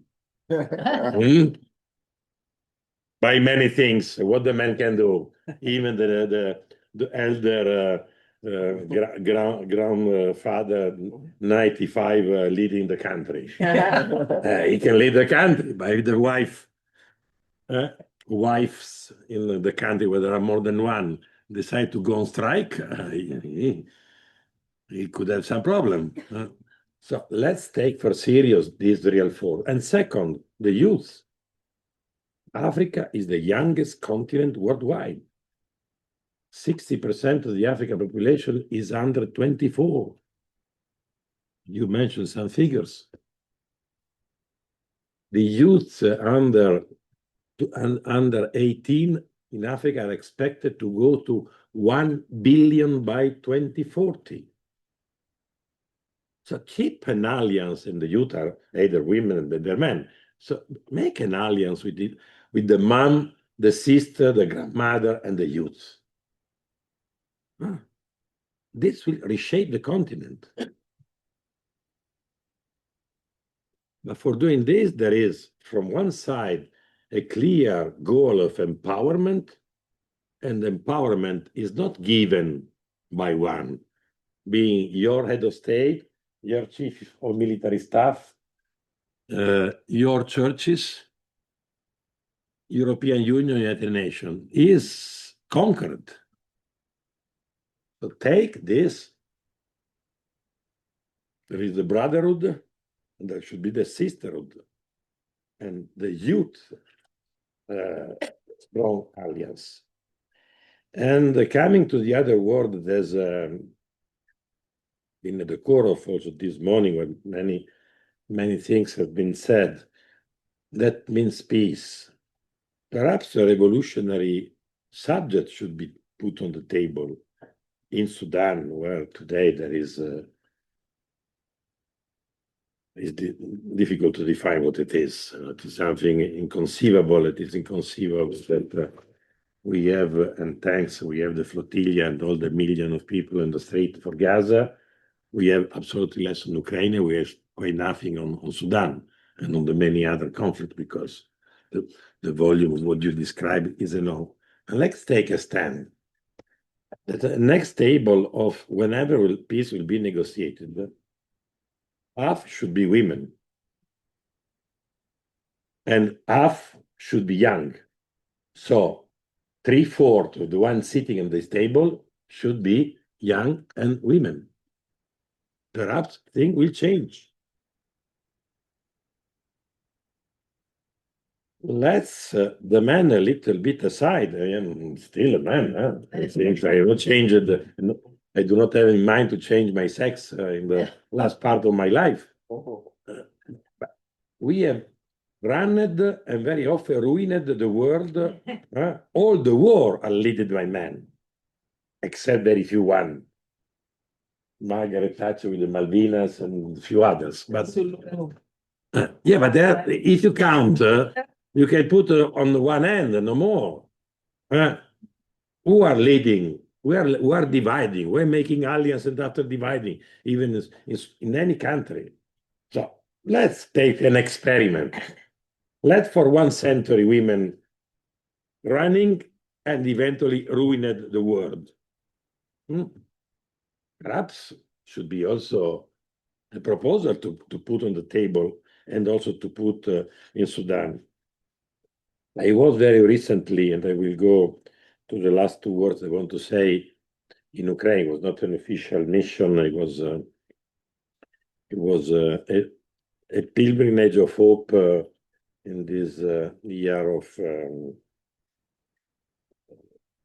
reconciliation of 110 Italians going to Ukraine. We went from the 1st to the 5th of October, close to the border with Russia, in Kharkiv, that as all the country is again under a growing bombing. And one of you in producing before was repeating the same word we heard there, mostly by women leaders, trying to keep the country alive. And when the close friend that they say is sent to us the kind gift during the night, in the morning we start to repair.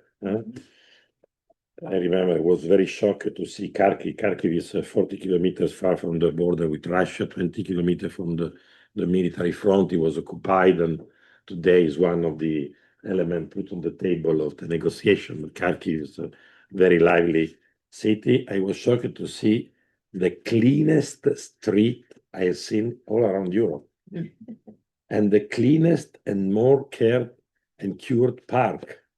As people say, they destroy, we clean the street, and we cure the park, because it's a sign to recompose our broken heart, to see something beautiful.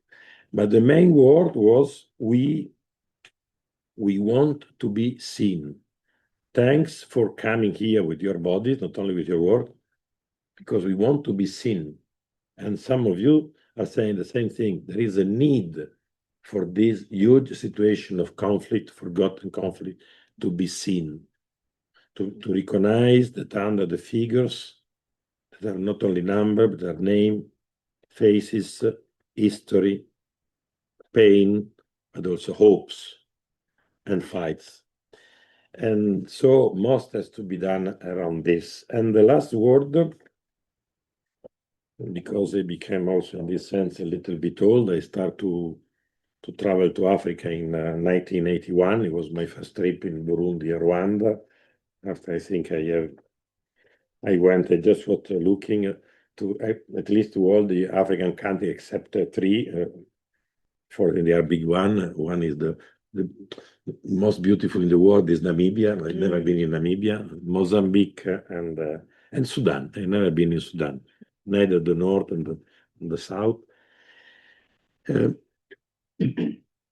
But no, I do not agree in the fact that someone of you was saying Europe should sit and establish priority and impose to the. No, Europe has to stop to do this. Definitely. Has to stop. We make a long fight to pass from a logic of development to a logic of partnership. Huh? And I even think that we have to go over the principle of partnership and to go to a principle of building alliances between government, institution, local institution, churches, civil society, women, youth, all together around the table. Yes, Europe can have money, can have some more power, just a little bit. But I continue to dream of a slogan that is not mine. It's called Your Africa. It was said for the first time by two Charlemagne Prize, that is the European prize. It was Andrea Riccardi and after Carlo Azeglio Ciampi, so two Italians that got this European prize, of a strong alliance between the two continents that will not face the cancel the history of Colombia, because it's there. It's part of our unfortunate. But in this history, there is also a lot of common roots that we have to develop in another manner. I had this discussion when I was the president of this house, and they make some mission to Africa, one in Ethiopia and the second one in Senegal, Ethiopia, because the president of Ethiopia was just awarded the Nobel Prize for Peace for the negotiation with Eritrea. There was a dream that Ethiopia could become the leader of changing the Horn of Africa, and Macky Sall was the president of the African Union, so a bridge between these two presidents could have. And I really do think that we need to build up a new strong alliance between these two parts of the world. Europe is depopulating, is becoming an aging and so very protective and conservative place, but it's still the second economic power of the world. It's still the largest market. It's still the largest place. It's still the place where everyone wants to come to live, not only because we're close. And Africa is the youngest and more dynamic, and so potentially more powerful. And you're becoming trapped in the past of the Chinese and the US, today of the Russian coming back again, but also the Emirates, the Turkish, and so many that are coming and raping the continent. But we have to build this alliance. This should be an alliance for daring a common, jointly shared, fair, sustainable future. So let's continue to work on this. In this house, you will always have open door and open mind to look for this. Of course, we are not so powerful means also in economic sense, but we are very, very on this side. And thank you so much for having been with us today. And I'm sure that your mission in Europe will be more than fruitful. Also, thanks to this lady. Sometimes it's a little too much, but she has done. We will survive. Thank you everyone for people following from remote. I hope you will join us remotely on Thursday for the next activities. Lunch.